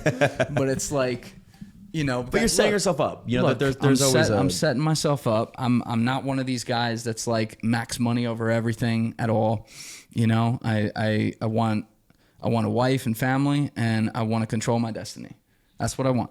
And I want the simple things in life. I don't need to buy myself a ton of things, but I don't want to have to worry about where the next bill's coming from and shit like that. And we are still very much at that point where, you know, look, if there's a bill on the business, you can ask Alessi. I'm like, all right, let's pay it. Let's go. Like, fuck it, we'll do it. But there are big investments that I know I want to make that I cannot, because I got mouths to feed, right? Yeah. I cannot financially make right now. So it also holds the show back simultaneously when you're doing that, because these investments would grow it, but you don't see the return on that for 4 or 5, 6 months. Ayahuasca. I've heard now, Butak, ayahuasca, big ayahuasca fan. Give me it all. First day, second day, what was it like? Start from the day before. Yeah. Start from the day prep. before. I'm gonna have I'll explain some of this. I'm gonna have a really good story for you and a few that's not ayahuasca related, and I'm gonna be a little bit brief on the ayahuasca, but I'll explain why. Okay. So again, you had asked me earlier, like, yo, how much had you thought about this trip or whatever? And I told you, I was like, I'm just fucking going. And so there were a few people, you know, the week before, like fans, like, yo, are you gonna do ayahuasca? And I was like, when in Rome, you know, like it wasn't really? like I wasn't putting this thing on it. And I've had different people on my podcast who have talked about very important experiences with psychedelics, ranging from guys like Sean Ryan, who is a Navy SEAL, he'll tell you he thinks it saved his life, you know, the treatment he got. Another guy, I was just sorry for cutting you off, like Sean Ryan. You had him on your podcast 2 years ago, right? Well, and it was a year ago. But that's insane that you even you have a guy like that on, and that episode did super well. I appreciate him doing it. Yeah, Sean awesome. Ryan's a stand-up guy through and through. Like, such a good dude, and like, I was talking with his producer the other night, Kemble. Like, they're so helpful to me. I'm like, what can I do for you? Really? You know, but like, he's so big and whatever, and he's earned every bit of it, man. He's a really, really good dude. That's and awesome. For people who haven't checked out his channel, Sean Ryan Show, he's really good. I'm sure they know, yeah. Does a lot. Yeah, I'm sure most of the people listening do. He does a lot of military content, which I do love that stuff. And he was a badass Navy SEAL, and then worked in the CIA as well after that. So, you know, like he had some severe issues that he dealt with between injuries and then PTSD on top of those injuries. Crazy. And he had to, unfortunately, we're still in a position where a lot of our veterans have to go fucking outside the country and spend a lot of money to do this stuff. Man. But he had done he actually, I believe, did MDMA. That was his treatment. Really? Yes. But I've had other guys in who have done the psilocybin thing. Yeah. And so I knew a good bit about this stuff. Yeah. I had 2 people talk about ayahuasca before. One of them was Paul, and it's just a funny story and all that. So ayahuasca was actually the one that I knew the least about. And I didn't do like sit there and research the whole thing before. The overthinker, didn't want to have any thoughts in my mind with stuff. You've done any drugs at all before this? Have I done any drugs? Anything. Yeah, I've done drugs in my life. I mean, but like akin to this, like other psychedelics? No. I enjoy alcohol and I enjoy weed, and that was always where I was at. Right, it's a crazy jump. Yeah, it's a different thing. Yeah, it's a totally different thing. But you know, when I got there and Paul was still glassy-eyed from his ayahuasca, I said to him, I said, "Yo, you gonna do it with me later this week?" And he goes, "Fuck no." And he's like, you want to do it? I said, when in Rome, Malaga, let's go. So he's like, all right. And I knew that like this would be the place to do it because we are literally in the middle of the jungle. I know Paul is hooked up with like a real shaman. Like that's the thing. Like go to fucking Joe on Mulberry Street here to do ayahuasca. Nothing's going to happen to you. And unfortunately, go down to South America anywhere to do it, and chances are you're going to get a shitty shaman. Yeah. Like doing it out in the jungle with one of the old school shamans who walks around every day, picks this stuff himself, cooks it himself, and goes and heals people around the jungle. That's how you want to do it. And I knew this would be like the chances of me finding a place that would do that right, or I mean, I'm from Jersey. Good luck with that. So I was like, all right, well, let's do it down here. And Trevor was like, yeah, I want to do it too. And so we ended up doing it the last night. I didn't have really I didn't prepare for it or anything like that. The only thing we did is we ate a very light lunch that day. Like very light, like a little bit of salad, a little bit of fruit. The same day or the day before? The same day, because we were going to do it at 9 o'clock that night. Why light? Because and then we drank a lot of water because you want to be fasted. Like when Lex came up to Paul and was like, brother, I need you to do this with me. And so Paul's like, fuck. Because Paul, he's done ayahuasca a few times before. And the last time he had done it was like several years ago with one of the oldest school shamans who was a fossil at that point. He's now dead. R.I.P. Don Ignacio. Rest in peace. And you know, I guess his eyesight was going. So when he cooked the ayahuasca, he cooked it instead of that 40% alcohol, is that 85, if you know what I mean. And so Paul ended up having a full-blown screaming conversation with a 20-foot beetle in his face. And that was a traumatic experience for him. What? So, you know, like that's not supposed to happen. So Lex had told him to do it, and he's like, fuck it, we'll do it. And they had a really good experience. But they ate a big lunch. So, like, a lot of people throw up with ayahuasca at some point, but, you know, like they were throwing up, shitting, stuff like that. So, and then it was, like, still in their system. So, Trevor and I knew, like, I already don't eat breakfast, so I'll be somewhat fasted. And then very light lunch. And then I was like, yo, let's just chill this afternoon. So, we drank, like, you know, probably 100, at least I did, like 130, 140 ounces of water that afternoon. Whoa. Went for walks in the jungle, you know, just kind of cleared our head. But there was no like thought about it. And then at night, they drove in the shaman on the boat. Now, the guy who co-founded, I really should say founded Jungle Keepers, is a guy named JJ Duran. What is Jungle Keepers? That's Paul's organization. Yeah, okay. JJ Duran is Juan. What does it stand for? Juan Julio Duran. So he's a native Peruvian, and Paul describes him as his Mr. Miyagi. He's the guy when Paul came down there as an 18-year-old. JJ was like 28. He took him in, taught him everything he knows, and like they've been partners since, and it's a beautiful partnership. But the Durans they're 20 brothers. There were two mothers apparently, so 10 and 10, but still. So 3 of the brothers work day to day with the organization. JJ, his brother William, who does a lot of stuff around there, and then Pico, the one-legged boat driver, who the people actually saved his life a couple years ago because he had gangrene in his leg, and they did a GoFundMe back here to let them cut it off and at least save his life. And he was like 3 days from dying, and his life was saved. And I will say he is the happiest person I've ever met in my life. He has no money, lives very light, but he's got a wife, a bunch of kids, a bunch of grandkids. Don't speak a word of English, but the happiest motherfucker I've ever met. So anyway, those 3 brothers are a part of it. And then one of his oldest brothers is a guy named Mario, who's the shaman. And Mario looks the part. Like, when you're walking up and you're like, all right, this guy's legit. And I don't, I'm usually cynical about some of this stuff, but like the guy's like a clairvoyant. Like he... You know what that word means? Doesn't mean like you can speak to the dead. Are you going to tell him? I don't know the word. It's like when I say clairvoyant, the way I mean it is like he can like read your mind. People in the comments will tell me I'm using it wrong, but like that's crazy. He's like that.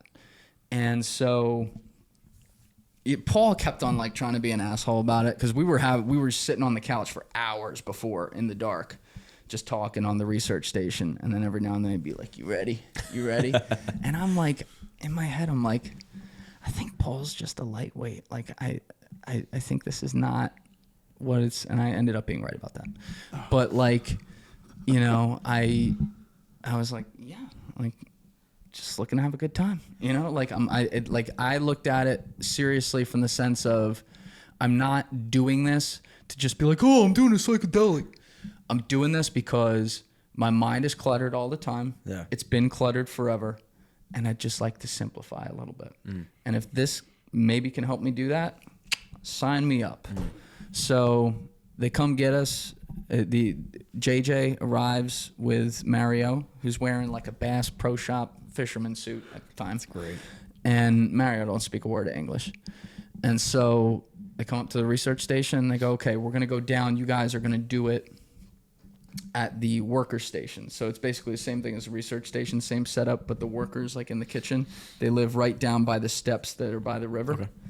And so they had given us a room there with 2 little cots on the floor, one like twin bed above. Again, fully open jungle behind you. There's no windows or anything. And then they had a bedroom next to there with 2 twin beds for Trevor and I when we were done, because we could just stay downhill that night. And so Paul, his girlfriend, Nikita, walked us down along with JJ and a couple other people. And when we got there, to Paul's credit, like he got very serious. And the room is lit with 1 candle. And Paul and Nikita come in. The shaman now has the full, you know, chieftain outfit on and everything. Shit. He comes up, kisses us on both cheeks, smiles, big, great smile. Guy's just like very much calm, like calm. This is a good thing. And so we go in there, and Paul gets really serious to the point that, like, you know, because he and I are similar with like our sense of humor and stuff. I wanted to just crack jokes, like, all right, shut the fuck up, Paul, stop. Yeah. But the shaman needed to translate the stuff early so that we understood exactly what was going to happen, things like that. And Paul was like kneeled down on the side. I'm right there. Shaman's sitting on the bed, lighting his pipe and explaining this stuff. And Paul's like, yeah, so when you take the ayahuasca, you're going to lean back very slowly. I'm like, all right. And then I'm like, all right, Julian, just be present. Just, you know, let this happen. And I will say this. First of all, I really like the taste of ayahuasca. So I don't know what's it taste like? It's like nothing you've ever had before, but it tastes fucking great. Really? Yeah, I thought it was incredible. Huh. Like, I didn't throw up or anything. I had an amazing experience. And what I will say about it, I'm not going to go into the whole thing because I'm still processing some of it. And there's some things that I'd like to do to try to get fully in touch with the experience. But it's like the most intense meditation you've ever had. You don't hallucinate things in front of you. It's not like that. You know, you're in the darkness, but the jungle was, the ambiance was incredible. The jungle was like lit up behind him, right, by the moonlight. And, you know, the noises aren't louder. You just notice them a little more, right? So you appreciate this insect and that insect just a little more. And I mean, we did like there were 7 rounds, and they were like a triple shot each round. And I felt really good. And there's some things that happen like low key during that with thoughts in my head that like I'm really processing, and I'll leave that there. Like I could go into, I remember every second of it. I could go into each part of it. What was weird is that Trevor and I were in unison. We didn't, now you can talk, you can do whatever you want, but we didn't talk at all. Right. Yeah. But we had to piss at the same time. That's fucking crazy. When my stomach would rumble, like, as you know, when liquid makes your way through the stomach, not the second before, not the second after, his would be rumbling. And there were a couple times where I'm like, oh, maybe we're just tripping. And so I'd lean up and wait for it to happen, and it would happen in unison again. And then when we'd go out we pissed after round 2 and after round 5. And both times we went right doop, doop, doop, doop, doop, back into the woods, 20 meters apart. Streams start at the same time, end at the same time. And he's 6'6". Like, I'm 6'1". Like, this doesn't even scientifically make sense. But, I think. But, you know, there was some weird shit like that. But so I had the shits for like the last 2-3 days right there. So the next morning, like, we woke up at 5:05. We were in the room right next to there. They had put us there. And Trevor's like, yo, I'm going to walk up to the research station. You want to go? And I was like, I feel really good. But you know the feeling where you're like, oh, I think I got a shit. I'm like, I'll be there in 10 minutes. So I'm sitting there and I'm like, I feel good. But why do I feel like when I stand up, I'm not going to feel good? Yeah. And so I stand up and I'm like, oh, shit. Now, the research station is uphill. There's 111 steps and a half mile between there. Sheesh. And the other alternative is to go light up the fucking bathroom here with all the workers who are in there right now. And I'm like, I'm not doing that to these people. They just gave me a bed for the night. I'm not doing it.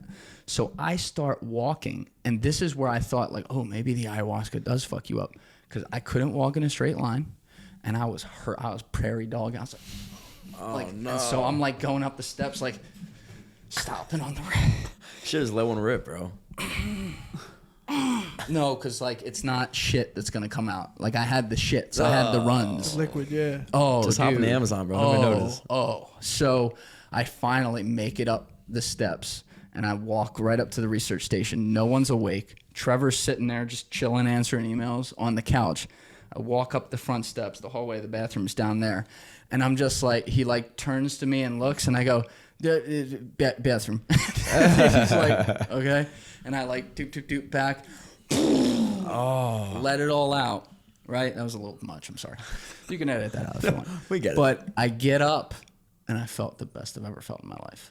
I like floated back to the middle of the research station. There was none like left in your system or whatever. Is that what ayahuasca does to you? No, I just really had to take a shit. So completely separate from the ayahuasca. Yeah, I guess it was. So I get back. I walk in the middle of the research station. I look at Trevor. I'm like, I feel pretty fucking good. He's like, dude, I feel amazing. He's like, you want to talk about it? I said, yeah. So I grabbed my coffee. We sat down. We started talking. And what I'll say is that the day after was as important as doing it. Because the shaman, 10 minutes later, walked uphill, came up, hugged both of us, went back to the kitchen, came back with a shot of freshly squeezed lemon, and said, ayahuasca con limon. And we're like, oh, okay. We drank it. We're like, wow, that's amazing. And then he called over the guy, like the research station manager to translate.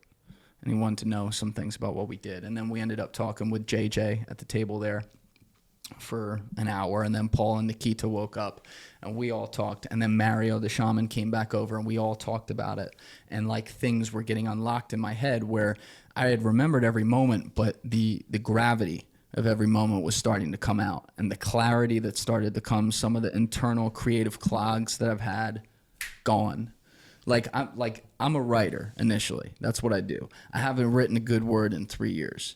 I knew that moment I could go write something incredible after that. And I know I can do it when I get the time to do that, which is still the biggest battle.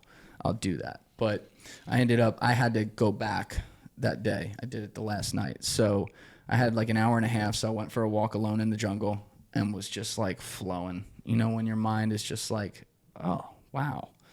And the ideas were there. Everything was there. Some of the clarity was there. Some of the calmness was there. And I ended up taking the boat, the 45-minute ride to where I got to get the car back to town with just JJ and Mario. We're this close together on the boat. Mario's right there. JJ's right there. And Mario said to JJ, like JJ and I talked really seriously for like 20 minutes about other stuff. And then Mario said to JJ, you know, please translate for me. And it's pitch dark in there. And the guy's like 70-something years old. Yeah. His eyes look kind of fucked. Like he's not seeing through the darkness and stuff. He was describing things that happened to me, not just physically, but in my mind during the experience that I had not told him. Can you give an example? He started off with a broad point about my focus. I said, okay, all right, whatever. And then like he didn't call it round, like I call it rounds, like after each round or whatever. But like round 4 Like he started, now he's the whole time, and the rounds are like there's 20 to 30 minutes between them. He's usually lying back in the darkness, smoking his pipe, and chanting beautiful songs, chanting with his voice. Wow. And then when he wasn't doing that, he was doing insane breath work. And it sounded like he doesn't have two front teeth, so it sounded like cooler coming out. You know, like I'm not trying to be funny, but like and we would start mimicking it. And so one of the things he talked about was how, and mind you, this guy does not know what YouTube is. Right. He has no idea who I am. They had no idea who Lex was before. I have a funny story about that. But like, he knows nothing about my life. I haven't told him anything about my life. But he went through, I guess it was like round 4 or whatever. He was like, you came to a point where you have all these, he had a different word for it, but these micro problems that add up in your life, like in the hundreds. And you've realized that there's really just 3 to 5 that matter and that deserve your attention. And I saw you wrestling with that. And I remembered exactly the moment. It wasn't just like editing afterwards. It's like I remember exactly the moment. It was after the 4th fucking shot where I, instead of lying on my back, I turned to the side because of some other stuff I'm not going to get into right now that were in my head. And that's what I was saying to myself. And it had to do with like removing my control on everything and saying I don't need to control these things. I need to control these things right here. And it was like taking the bottom of a mountain valley where you have all this shit, these trees, a valley, fucking streams and stuff, and just focusing on the summit. And he described it in a different way, but the same exact thing. That was one of them. And yeah, it was, it takes 15 to 20 days to really reflect on it too. So I'm past that period now, but there's a lot I'm not talking about in there. I'll get to that. I think I'm going to do that through writing at some point. Fair enough. I mean, when I got back to the hotel that day, when Paul got me the room before going on the plane, I paced around for like 45 minutes and got all the thoughts out, and I could see it writing itself on the page. And I haven't been able to do that in forever. My mind's just too cluttered. I was like, whoa. So it was very, very cool.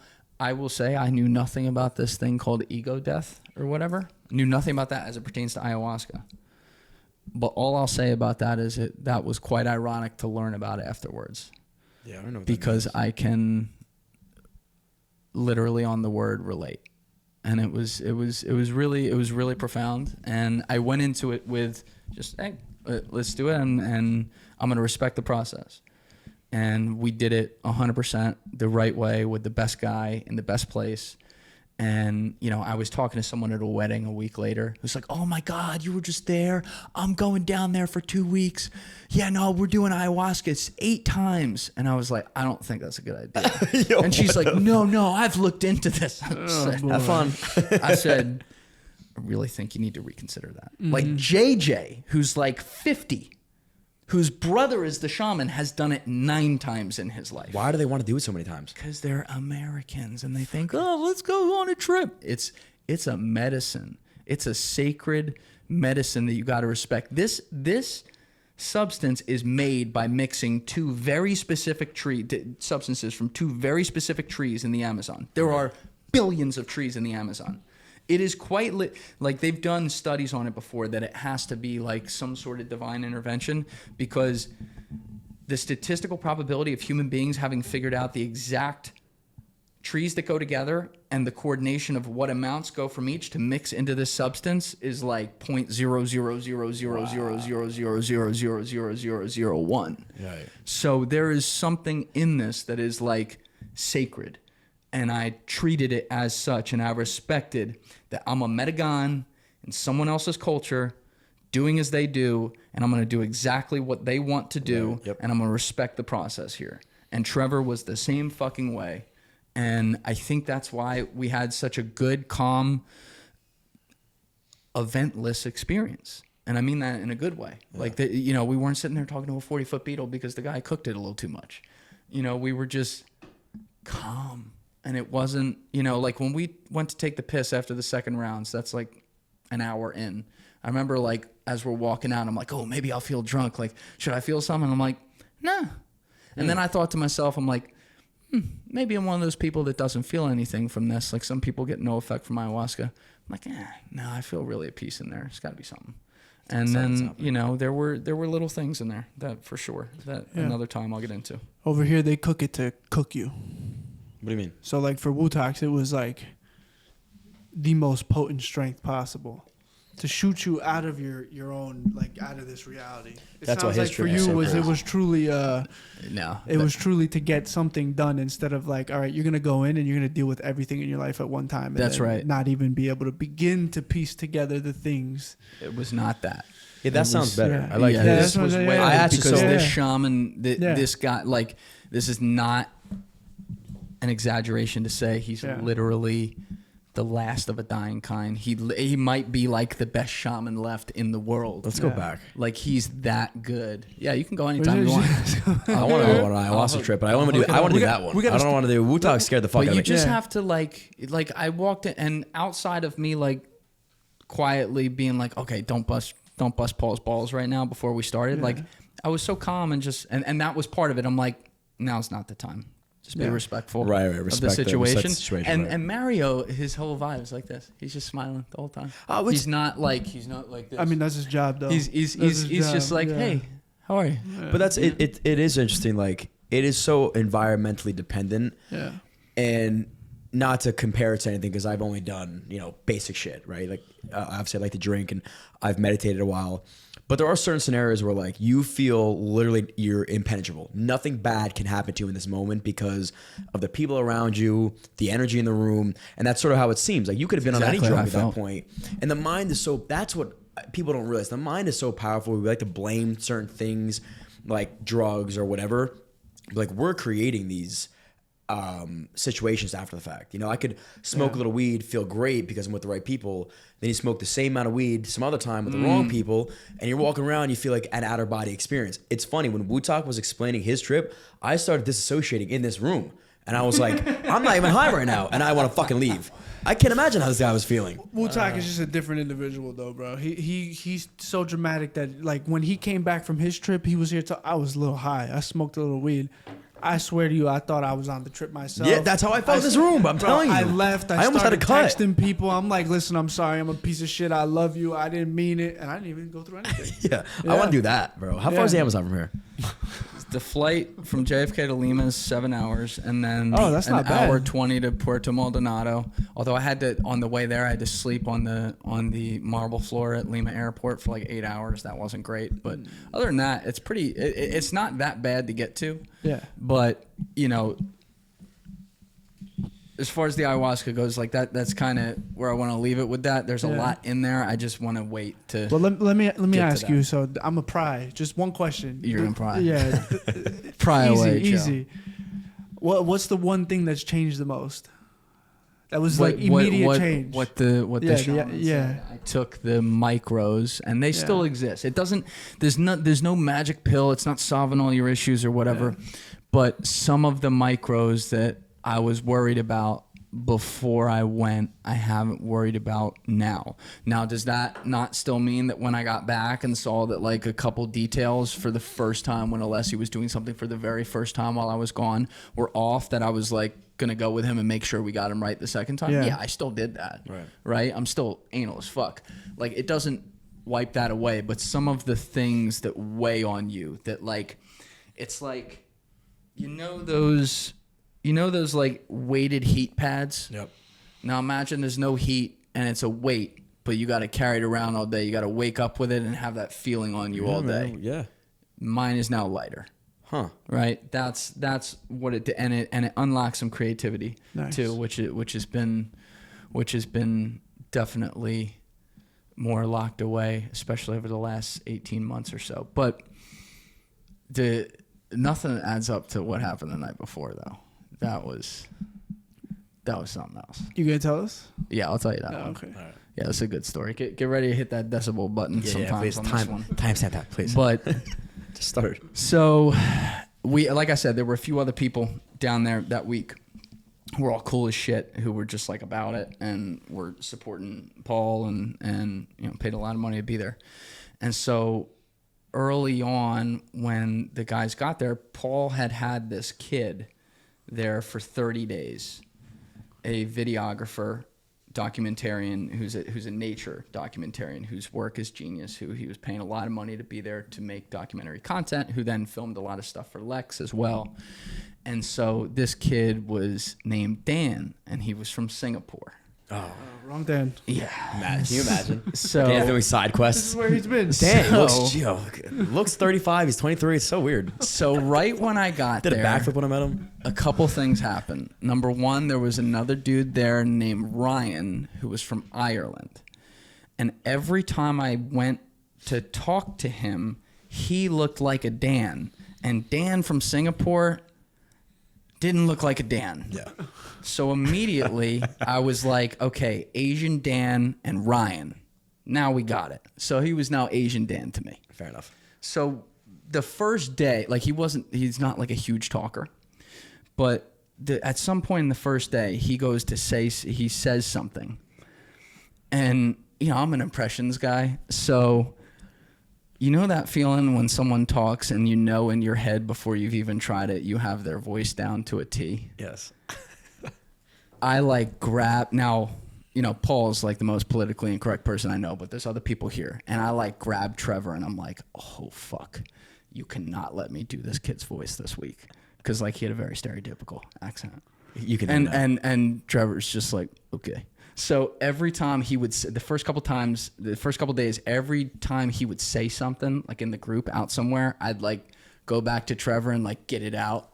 I'd be like, like at one point he comes up and says something like, I go to work out to impress my wife. So I go up to Trevor and I go to work out to impress my wife. And Trevor's just like, God damn. You got it out. So then Paul does these workouts that, you know, he calls killed bitch workouts, where it's like a bunch of push-ups, a bunch of crunches. I made them work in squats too because he wasn't working the legs. And then like a bunch of pull-ups on the deck side. So like back pull-ups where you have your legs out parallel. And so Dan was here for 30 days and bless his little Singaporean heart. This was really cute. But like he married his wife like 2 months before, but they hadn't had the ceremony yet. And in Singapore, the ceremony is it's serious here too, but it's very, very serious there.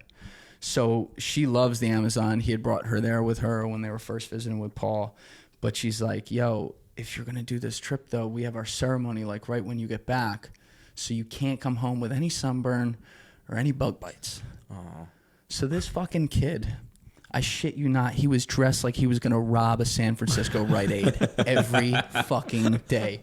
There was not... The only skin you saw on him were his eyes, and you could tell he was Asian, but that's it, right? Like, he had the ski mask, he had the hat down low, it's 95 degrees out there, this motherfucker's hands are covered, he's got boots up over the fucking pants that he's wearing and shit, and then he's carrying around, I mean, you guys are videographers and stuff, he's carrying around like a 60-pound bag of like, I mean, this guy had like nuclear code cameras, and he'd like whip something out like straight, like, you know when Hans Landa at the beginning of Inglourious Basterds says, may I smoke my pipe? And he whips out like that big fucking thing. Yeah. And the guy's like, God damn it. That's Dan with a camera. Like he just, everyone else would have like a nice camera like all these other guys. And then Dan would be like, oh, McCall's. And he'd like pull out something that's like this. And we're like, all right, Dan. God damn it.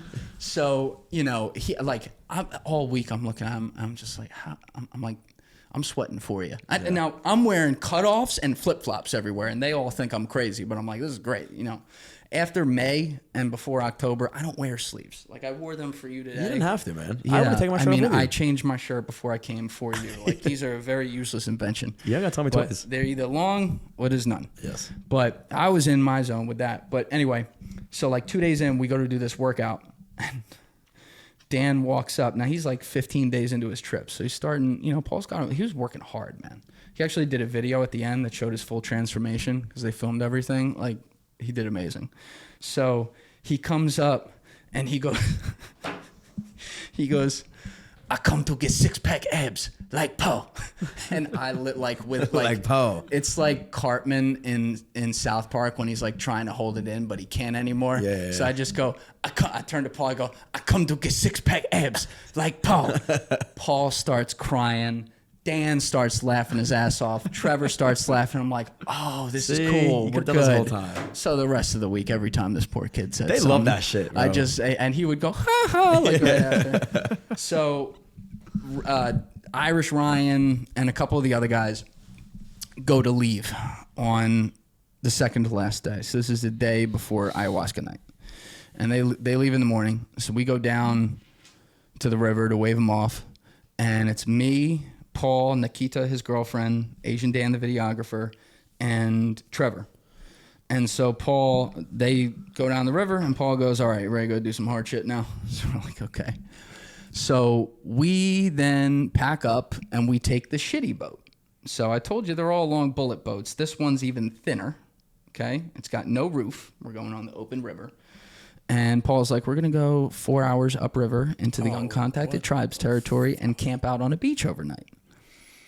And, he's waiting for my cousin Vinny moment. And I'm like, I'm not going to give it to him. But I was wrong.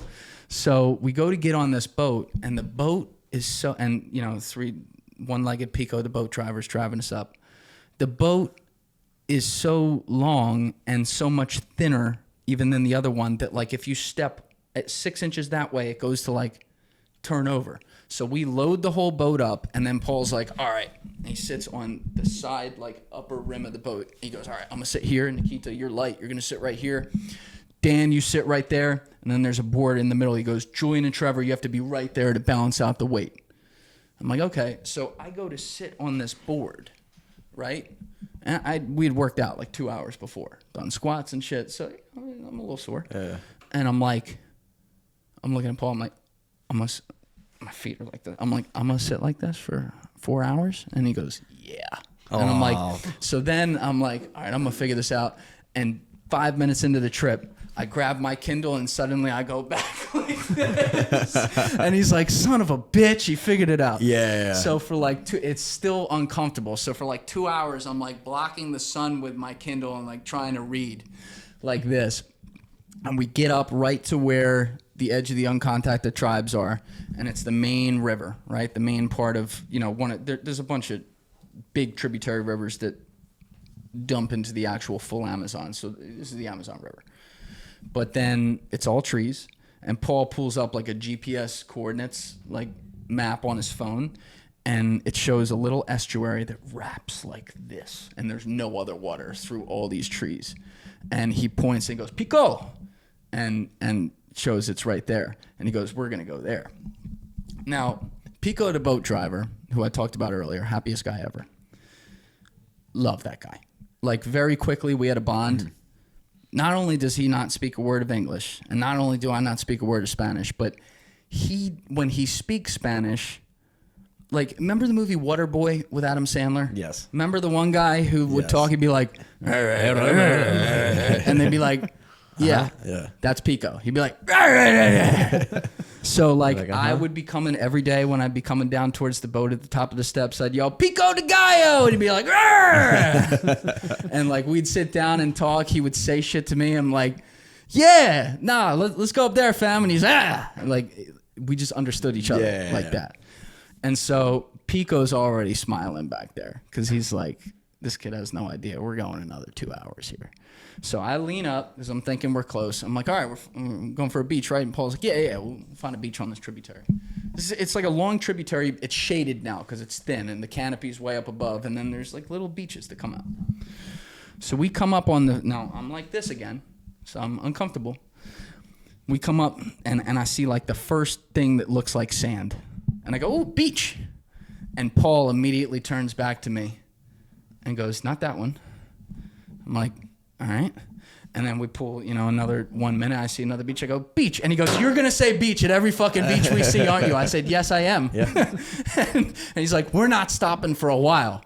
So then we come up like another 90 seconds, and I turn to Pico, I go, playa! And Pico starts laughing, and then Nikita, his girlfriend, who's Indian, is like, Julian, you are going to go after every beach, are you not? And I'm like, yes, I'm fucking uncomfortable, and these beaches all look like winners to me. Right. And Paul starts getting mad. He's like, that beach right there is wet down below. There's only about 8 feet of room for our tents. There's 4 of us. Are you going to pitch those? And I'm like, all right, relax. But I keep seeing these beaches, and they're getting bigger, and they look good. Yeah. And the water on the estuary, the water's that deep. Pico's like the strength that Pico has. He sits on a cinder block on the side of the boat. His one other leg balances, pushes off the one end, and then this leg, well, it's not there. Like it's a nub right here.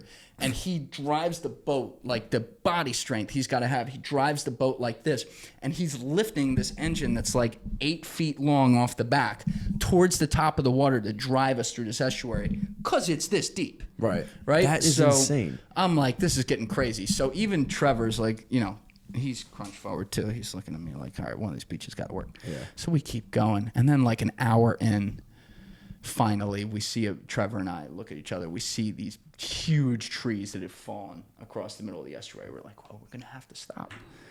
And suddenly, like, we're getting closer. And Trevor's like looking back. And Pico's not slowing down. And then we're getting closer and closer. He's still not slowing. And Trevor's like, oh, fuck, duck. And this motherfucker, I look down, I duck, I look down the side of the boat. He makes it full speed by that far through the middle of this thing, and we're out on the other side. And Paul looks back at me and laughs and goes, "Nice job, Pico," or like, "Bien, Pico." And I'm like, "Fuck you, Pico." So we keep going, and every now and then I'd be like, "Beach," and Paul's like, "No," and he goes through like a very exact answer as to why that didn't work. I'm like, "I don't fucking care. Just pick a beach." So finally, there aren't a lot of beaches. Paul's looking at the map. We're so fucking deep. We're in the middle where people that you can't see will just shoot you because they're like the uncontacted tribes are actually uncontacted. Like there's a whole backstory there, but like they shoot on sight. They think that the drug planes they see above the canopy are like boxes that fly to God. Like they have no understanding of anything, and any contact they had with humans in previous generations ended in their death. Right. So in their defense, totally get it. But I don't want to fucking camp in the middle of them and get murked by them. But Paul, crazy guy, does. So finally we come up and I see this big fucking beach. I mean, there's a whole wet area, and then like it was almost crafted for us. Then there's a giant like mound, and it goes up into an enormous dry beach. And I'm looking at it, and Paul like looks at it, he goes, "Pico, playa." Pico's like, "Ah." So I'm like, yes. So we pull up onto the beach. Now, we're going to camp on the dry beach, right? Now, there's Dan, Trevor, me, and then Paul and Nikita are going to be in a tent together. So it's like maybe 4:15 at this point, 4 o'clock, something like that. So we got a little bit of sunlight left. And we pull up the boat. Pico's going to, you know, he's got one leg. It's not nice to like go climb around the beach. Yeah, so he's going to camp on the boat. Right. Which means we got to cut, we pulled the boat up on the front onto the sand, but we got to cut a bunch of bamboo sticks so that he can tie mosquito nets around it and sleep on the boat. Jesus. So we get out onto the beach, and Dan's like cracking jokes at me like, "Oh, we are here, Julian. Are you happy now?" And I'm like, yes. And when I get up, I look at Paul, and he knew I had the shits. So I was like, and he goes, shits this whole time? Oh, yeah. Yeah, so I get up, and I'm like, oh. And Paul goes, "Oh, it's long. Just go down there. It's cool. Go down there." So I go down to the other end, and I'm like, I hope no one ever comes here, because like it was bad. It was like real bad. You shit in the middle of the beach? Oh, dude. It wasn't. You can't call it shit. It's like pissing out of your ass. What gave you the shits?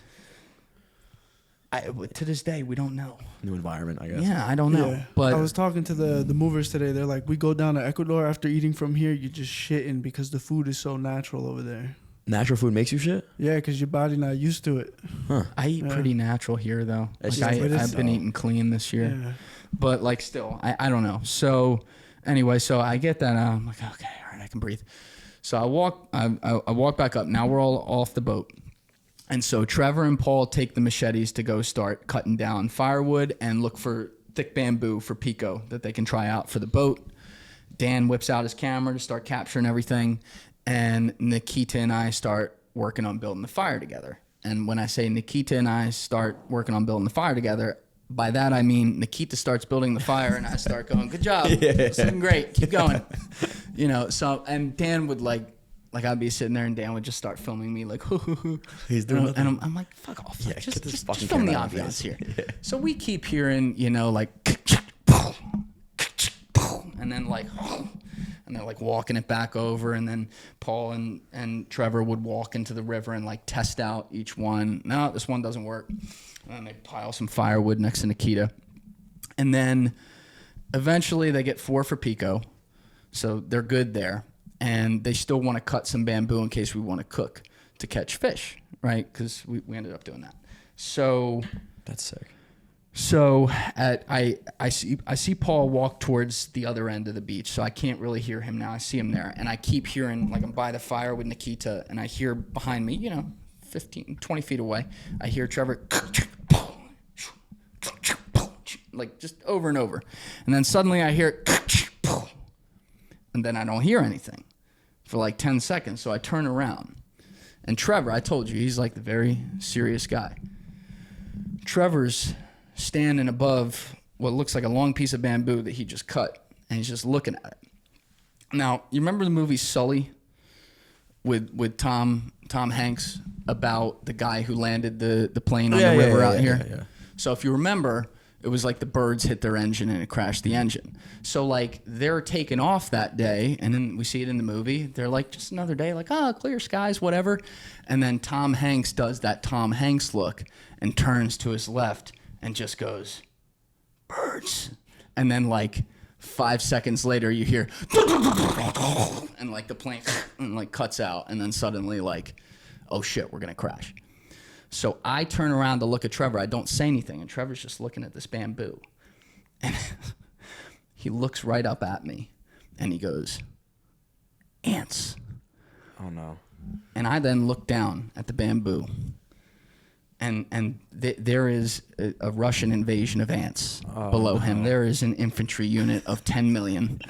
Now, we talked about ants earlier. I said I was going to save it. So the only bugs that, I mean, I got little flea bites and mosquito bites that I didn't even feel when they happened, but the only bugs that bit me that week that hurt like a motherfucker were the ants, and specifically what are known as leafcutter ants. Perhaps we can put a picture of them in the corner. These little demonic fuckers, their head is half the size of their full body. I can almost imagine what a leafcutter ant looks like, but I'm pulling up. And their bite, I remember the first one that bit me. It was earlier that week. I watched it. We were standing by the edge of the river, and I watched it crawl onto my Bigfoot. Yep, I'm good. I'm not. And I said, "Oh, it's about to happen." And a half a second later, and I'm like, "Fuck!" And I'm like hitting my foot, and like Jungle Steve, this guy who I called him Jungle Steve, but he was like standing right there, like. He's a calm guy. He was like, oh my God. I'm fine. I'm going to live. But it feels like it's worse than a wasp sting. Okay. These things look like aliens. They are. We'll get there. So I look down and I'm like, oh no. And Trevor's like, he'll be all right. Yeah, we'll be all right. And so suddenly they start fucking forming their infantry unit, walking right down onto our beach where we're going to be camping. And I look at this and I look up at Trevor, and he's like, we'll give them to the fire. They'll turn back around. I'm like, you better fucking figure it out, pal. So I'm walking away from the fire, and Nikita's like, Julian, where are you going? And I'm like, I mean, I'm not going where the ants are. I'll tell you that. No. And she sees him. She goes, oh, and she like loves all life. So she's like, we must save the ants. And I'm like, fuck that. Kill him. Let's go. I'm not doing this. Stomping him out. We're not doing this. Fuck that. And I got bare feet right now. This is not happening. So I'm like standing over here. They're making fun of me. And in the meantime, Paul takes a bunch of just lines, like fishing lines, ties them to bamboo, puts him out in the middle of the estuary that's this deep in like 3 different places. He's like, all right, we'll definitely catch a fish. We brought some rice with us, so we're gonna have fish and rice for dinner. And so 20 minutes later, we see like, and he pulls a catfish that big out of the river. And so we go get the bamboo. It's starting to get darker now, and the fire had attracted the ants to them, and then they started burning, and then they formed like I'd call it a single file line, but it was like fucking 1,000 infantry units deep back towards the jungle. How many ants do you really think were there? A million. Wait, I'm just getting warmed up. So, and at this point, like Nikita and Trevor are like, see, Julian, they're leaving. And I'm like, okay, all right, I'll sit here and have a little catfish. So Pico like instructs Paul again. I don't know how Paul understands him. He's like, and Paul's like, oh, see. I'm like, what the fuck? And we put the catfish, we slice it up, put it down in the bamboo, take some leaf from the jungle that Pico had us go pick, and then we put it over the fire and we wait for the juice to come out. Ooh. And then we pull it out and it was incredible. Yeah. So we eat dinner. I get my last shit out of me. And then we're just sitting around the fire, like telling stories and talking back and forth. Now, this is the Amazon rainforest, okay? I'd been there at this point for like 9 days, I think. And I think in that entire time it had rained once. Really? Because it's not the rain season. For like 15 minutes. Other than that, it never fucking rained. So we're sitting by the fire. Now, we had set up each of the tents, the 4. It was Dan. Remember this order. It was Dan, me, Trevor, Paul, and Nikita together. So Dan's the first one. And all the tents, you know, they have a screen up top. So, like, it blocks out bugs, but rain gets in. Mm. Now, we set them up. And so suddenly we're sitting by the fire. And I hear, I don't know how far away it is, but I hear like,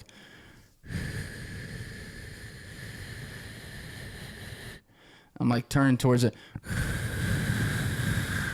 And then Paul like turns to me, he goes, get ready. And I'm like, for what? And then, I mean, fucking Hurricane Sandy hit that beach, bro. Oh, like just rain going all over us. And I'm like, fuck, get to the tents. Because now there's rain getting in the tents. I already, like, not the biggest camper. No. Okay? I'm not a huge camper. I like my air conditioning. I'm the same way, man.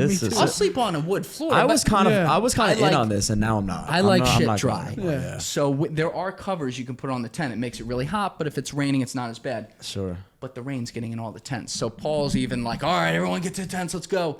And I'm trying to get mine on. I'm like, fuck, it won't go on. Fuck. And then Paul comes over, I got you. He straps it down, and it's wired tight in each corner. So like to get into the tent, you have to climb under the tight, like, whatever, and then undo the zipper and like finesse your way in there like that. Right. So I'm like getting in there like very like this is not where my athleticism was coming out. I'll tell you that. And so I get in there. Now my feet are wet with sand on them from the sand. I get in there. I would describe, and then like 6 moths follow me in there before I can close it, and I'm like, fuck! I'm like hitting, cocksucker, piece of shit, fuck! And I'm like hitting all these things. They're all laughing, and if you know like when the tide goes out on the beach at the Jersey Shore, and then there's that shitty kiddie pool that people like the kids lay in. And you're like, that's what the floor of my tent was like, with a bunch of moth carcasses that I don't want my feet touching and I don't fuck with bugs. So I'm just like, and I have my 14-year-old backpack that I brought it to the Amazon for a reason. And that's going to be my pillow. And I'm like, all right, this is my nightmare. We're going to get through this and we're going to get the fuck out of here. Yeah. So I'm like, I'm in the tent for the night. It's like 8:30. And I know we're getting up at like by 5 a.m. because Trevor and me are going to go float on the Amazon, and they're going to go capture some content. So I'm like, all right, I'm going to get my Kindle out. I'm going to read till I fall asleep, and then we're going to wake up, and this is all going to be over. So I settle in. It's comfortable enough. I'm like, okay. So I'm reading, and then suddenly I'm like, okay, I'm ready to go to sleep. So I go to sleep. And for the next almost 5 hours, I slept great. Not a worry in the world. And then at some point, I'll wake up and I hear Asian Dan. And now, mind you, our tents are wired shut. Okay? So we can't see each other. I hear Asian Dan go, Julian, are you awake? And you know, like when you're awake, but someone calls out to you and there's like a 5-second rule where you're like, am I going to tell him and admit that I'm awake? Or am I going to keep pretending I'm asleep? So I'm like, 1 Mississippi. 2 Mississippi, 3 Mississippi, 4 Mississippi. Yeah, Dan. And he goes, oh my God. And I'm like, what?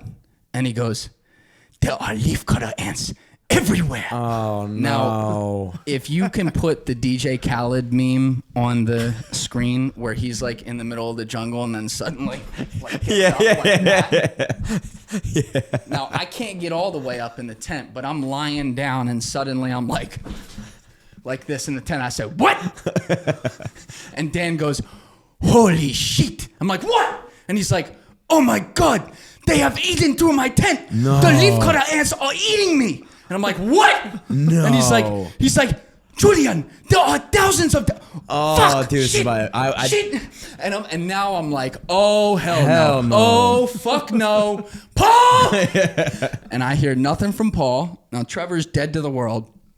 So Dan's like, oh my God. I'm like, damn, what's happening? He goes, I have to kill them. They are all over me. And I'm like, oh my God. I'm like going Do you back. help him? I'm like leaning back and forth like this. I can't go help him. I'm locked in this fucking tent. What am I gonna do? He's got to fight this out himself. So I'm like, Dan, what's the status update? And then I start hearing, whoopsh, whoopsh, die leafcutter ant, die, whoopsh, die leafcutter ant, die. And I'm like, Dan, how many of them? He goes, oh my God. I'm like, what? He's like, they have eaten through my shirt. They are eating my chest. Oh, no. I just hear him like, whoosh, whoosh. He goes, Julian, do you have any leafcutter ants? I'm like looking around like, no. I'm like, Dan. I need you to take a deep breath. Stay with me. And he's like, I am killing them, but there are too many. And I'm like, Dan, I need you to unzip your tent, and I need to know a status location of these ants. I need to know what we're working with here, how many and where they are, because my tent's right next to yours. And he goes, okay, Julian, 1 minute. So I hear like, sheep. And he goes, oh my God. I'm like, what? I'm like, turn right towards him, but I can't see him. He's like, there are 10 million leafcutter ants. Julian, you are next. They are right up. He goes, they are right up against your tent. And I'm like, what the fuck? Get him out of there. He's like, Julian, there are too many of them. And I'm like, wait. I left DEET right outside my tent. There's a cannon. Do you see it? He goes, oh, yes, the DEET is right here. And I'm like, okay, Dan, I need you to grab that DEET and I need you to spray it right along the edge of my tent. And he goes, okay, I will do that. You're saving yourself. So you can care less. I'm You like, cannot care less he's about that. living. Yeah. I need to live. Yeah. He's handling this well. He's a nature videographer. He signed up for this. Right, you're not. I'm Julian from fucking New Jersey. Fair. And I don't fuck with ants. You're like, give me that DEET. So I hear him with the DEET, and I'm watching it because now I put my headlamp on in there, so it's lit all right here, and I just see a shadow, and I see him go along the edge, and he's like, and then he goes, holy shit. And I'm like, what? And he goes, the leafcutter ants are unaffected by the DEET. They are swimming right through. I'm like, fuck! No way. Fuck!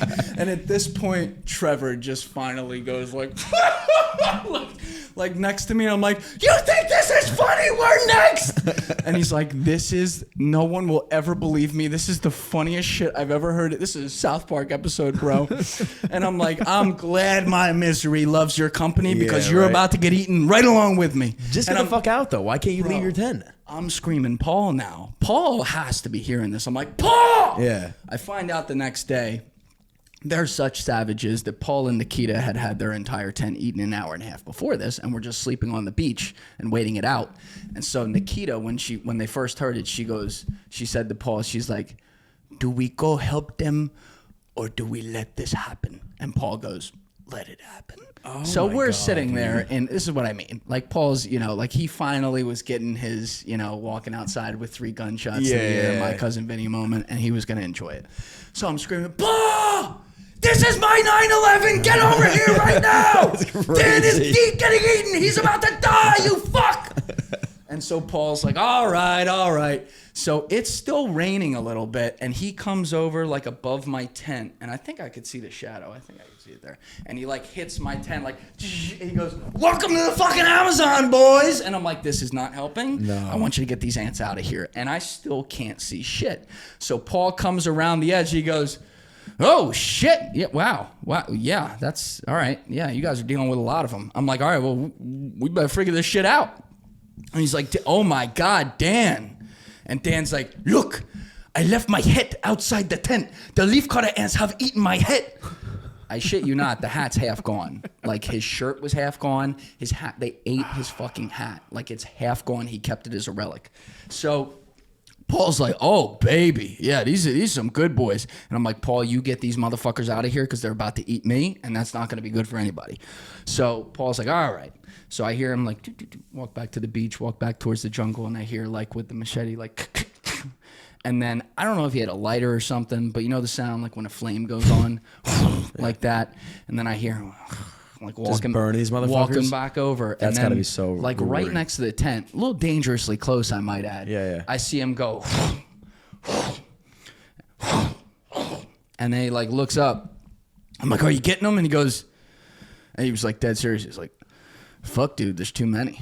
Like, you just kind of have to ride this out. I mean, you're probably fucked, but I'm like, God damn. And I stop. And Trevor's laughing. I'm like, all right. Because we can't see anything. So I'm like, guys, if this is a giant practical joke on me,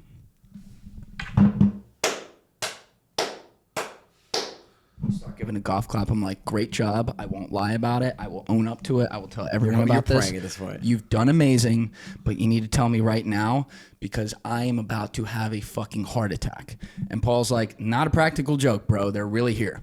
And so he's like, listen, you're just going to have to ride out. I'm going down to the other side. Wish you all the best. I'm like, fuck. So he leaves. And Dan goes, Julian, it is just a matter of time, my friend. They are right there. This sounds like like torture. Dude, it was torture. I'm turning to Trevor. I'm like, Trevor, you realize we are in our coffins right now. Like Dan never camped before, actually, as I found out. But like, he's about this life. And he's dressed in like 12 layers, like he's in fucking Antarctica. So I'm like, and they're still eating through that. I'm like, I'm in a cutoff. We're done. Like my arms are going to get eaten alive. And I'm in this casket.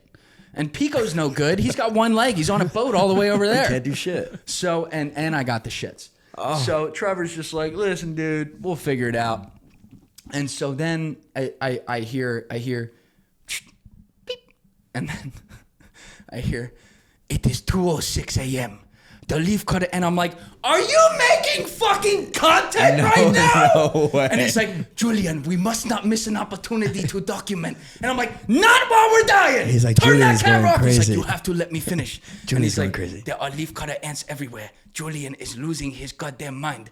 And they are now circling the tent. Wait, does he have a video of this? If he does, I don't want to see it. I need to see this video. But anyway, so then I hear like he turns it off. I hear goes into his tent, and then there was at one point I missed this part. While he was killing him, he was going like whoopsh, whoopsh, with a towel, and then there was silence at one point, and there was like a minute of silence. I'm like, Dan. I'm like, is he dead? I'm like, Dan. And he goes, yes. I'm like, okay, you're alive. He goes, and I hear him like making grunting noises. I'm like, what's happening? He's like, I am killing the leafcutter ants with my bare fingers. Die, leafcutter ant. Oh my God, dude. And I saw it the next day. He had a carcass pile in his tent, like yay high, of like 1,000. He crushed these little fuckers with his fingers. How big are they? They're that big. Oh, they're big. Hell no. And he's just like, die, leafcutter ant. Die, and like putting in a carcass pile. So he goes back into his tent, back where I was. And then I hear the zipper come open like a minute later. And he leans over to the tent and he goes, Julian, I am taking what is left of the tent and I'm going to the other side of the beach. You are going to have to ride it out. I wish you well, my brother. I'm like, Dan, you can't leave me. I'm like, if you leave, you got to at least leave the tent. And he's like, why? And I'm like, because that's bait. They're eating that. If you take that away, they're going to eat my fucking tent. And he's like, Julian, I must take what is left. I have to try to sleep. I wish you all the best, my brother. And like he leaves with the tent and I'm like, oh my God, like they're about to be here. And right before he left, there were like, I saw the shadows. There were all these bug shadows this whole time. So I was like this the whole time. And I saw like two ants crawling on it. And I'm like, damn, they're on there. He goes, I will get them. And he like takes them off. Die, you've got an ant. And like dumps it down. What a savage. So then he leaves me on this part of the beach. Trevor's still no good. He's just loving this. And I'm just like, okay, it's like 2:15. I got like 2 hours, 45 minutes to ride this out. And they might eat me before then, but I'm going to leave my headlamp right here. And the minute I see them come in, I'm going to dive through this fucking tent and run for the ocean or whatever it is. And so I put the headlamp down and, you know, there's fucking moth carcasses all around me. Again, more bugs got in when I opened up the zipper for 1 second. So I'm just like on the side of my fucking backpack like this, staring at the lit up like facade to see if there's gonna be like an ant. And for like an hour, I'm like, and then at like, I don't know, 3:15, 3:30. So at like 4:50, I'm like, just waiting. Yeah. They never got to? and I see nothing. I'm like, Trevor! And he's asleep. Fuck. And then I hear an alarm go off. Paul said his alarm. I'm like, yes! And then I hear him snooze, and I'm like, fuck! I'm like, Paul! He's not answering. I'm like, they're not here. I'm almost there. So then it comes on one more time. He snoozes it again. I'm like, Paul! And then like I'm still looking. There's nothing. And then it goes off. He's like, all right, let's go off. And I'm like, I like get up in like a track position. And remember, the zipper's here. The outer thing that is wired down shut is down there. So you have to like open the zipper, maneuver through the bugs that aren't ants that are going to come in, crawl underneath, like Jim Carrey coming out of that rhino's asshole. The rhino's asshole. That's exactly what I was picturing. That's exactly what it is. Yeah. And so I'm like, all right, on the count of 3. 1, 2, and like the whole tent comes down. Like I roll with the tent onto the beach. They're all crying. I run to the fucking water. I'm like this, and Paul's like, dude, they're gone. We checked, they're gone. And I look back, and there's not an ant in sight. Wow. Now here's the thing. Now I'm not a biologist, but Dan's tent and Paul's tent were on opposite ends. The leafcutter ants were all here. Why did they go around Trevor and me to them? Is it just because like Paul tastes better? I think not. That's interesting. It's really, I think, because our tents were orange and their tents were black. And there's got to be some sort of color thing with it. Maybe they thought, yeah. They're all cracking up, and I'm like, I'm glad you guys enjoyed my 9/11 last night. Get me the fuck out of here. Meanwhile, Dan's one that really went to the torture. And this, by the way, this is all in the middle of the uncontacted tribe territories. Thank God I didn't have time to think about that at night, because all I can think about is someone who doesn't speak fucking human languages listening to me freaking out on that beach and going, well, that sounds like a threat. Yeah. And like shooting us. And thank God that didn't happen. But I'm just standing on the edge, and Paul's like, all right, we're going to get you out of here. And I'm like, never, ever again. I'm like, listen, I think I'm done with camping. Yeah. I just camped on an estuary by the Brazilian border in the heart of the Amazon in the middle of the uncontacted tribe territories and almost got eaten alive by leafcutter ants at night, and we almost lost Asian Dan in the middle of this area. What am I going to do? Go camping in the fucking Adirondacks back home? It's not going to do it for me. No. I'm like, this is the peak. This is the peak, exactly. I just skipped. Your... I played in the Super Bowl. Don't put me in the national championship game. You're good. It's not point, working. Man. And so Paul's like, all right. Nikita's fucking crying, laughing. Trevor's like, that's the funniest thing that's ever happened to anybody in my life. So I'm like, all right, I'll own it. It's fine. And Paul then says, this is where it was worth it. Paul's like, all right, we blew up 2 pack rafts. And Paul's like, yo, me, Nikita, and Pico are going to stay back with Dan and film some drone shots for going upriver. You and Trevor, the sun's about to come up. Why don't you float down river as the Amazon, as the sun comes up on the Amazon. So the 2 of us floated all the way down the estuary into the mouth of the river for like 4 hours and just heard the whole jungle wake up. It was that was the part I was talking about earlier where I had to like pinch myself like, fuck, this is like the 5-year-old me was like, dude, you're in the middle of the Amazon watching the monkeys wake up, the caimans wake up, the macaws wake up.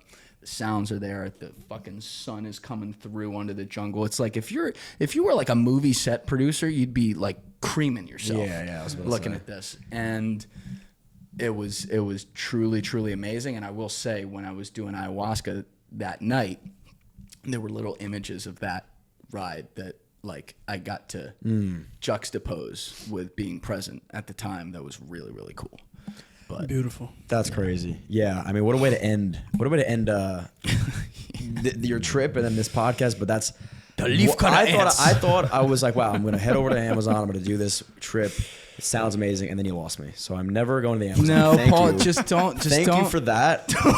We stay here. We do because some we'll be mushroom right here. walks. Just say to Paul, we're not camping with the uncontacted tribes and the leafcutter ants, and you'll be fine. We can sit here and meditate, for 5-10 minutes, Yes. and that's good. I'm good off that. Yes. No, man, that was awesome. You're so good at telling a story. I literally felt like I was there on the island, getting bitten by ants, watching the sunrise. Like, this was all so cool, and I'm happy that you experienced it. Because now I don't have to. We're good. I'm fine. No, this was awesome, man. Thank you for sharing that with us. Happy to have you back here, man. Thanks for having me Yeah, on, brother. absolutely, dude. I appreciate it. You and I are gonna do it with your boy. Yeah. Gadsden Oh, hell in a yeah. few I'm weeks down. I'm on down. Mine. Shout out your socials to everybody out there.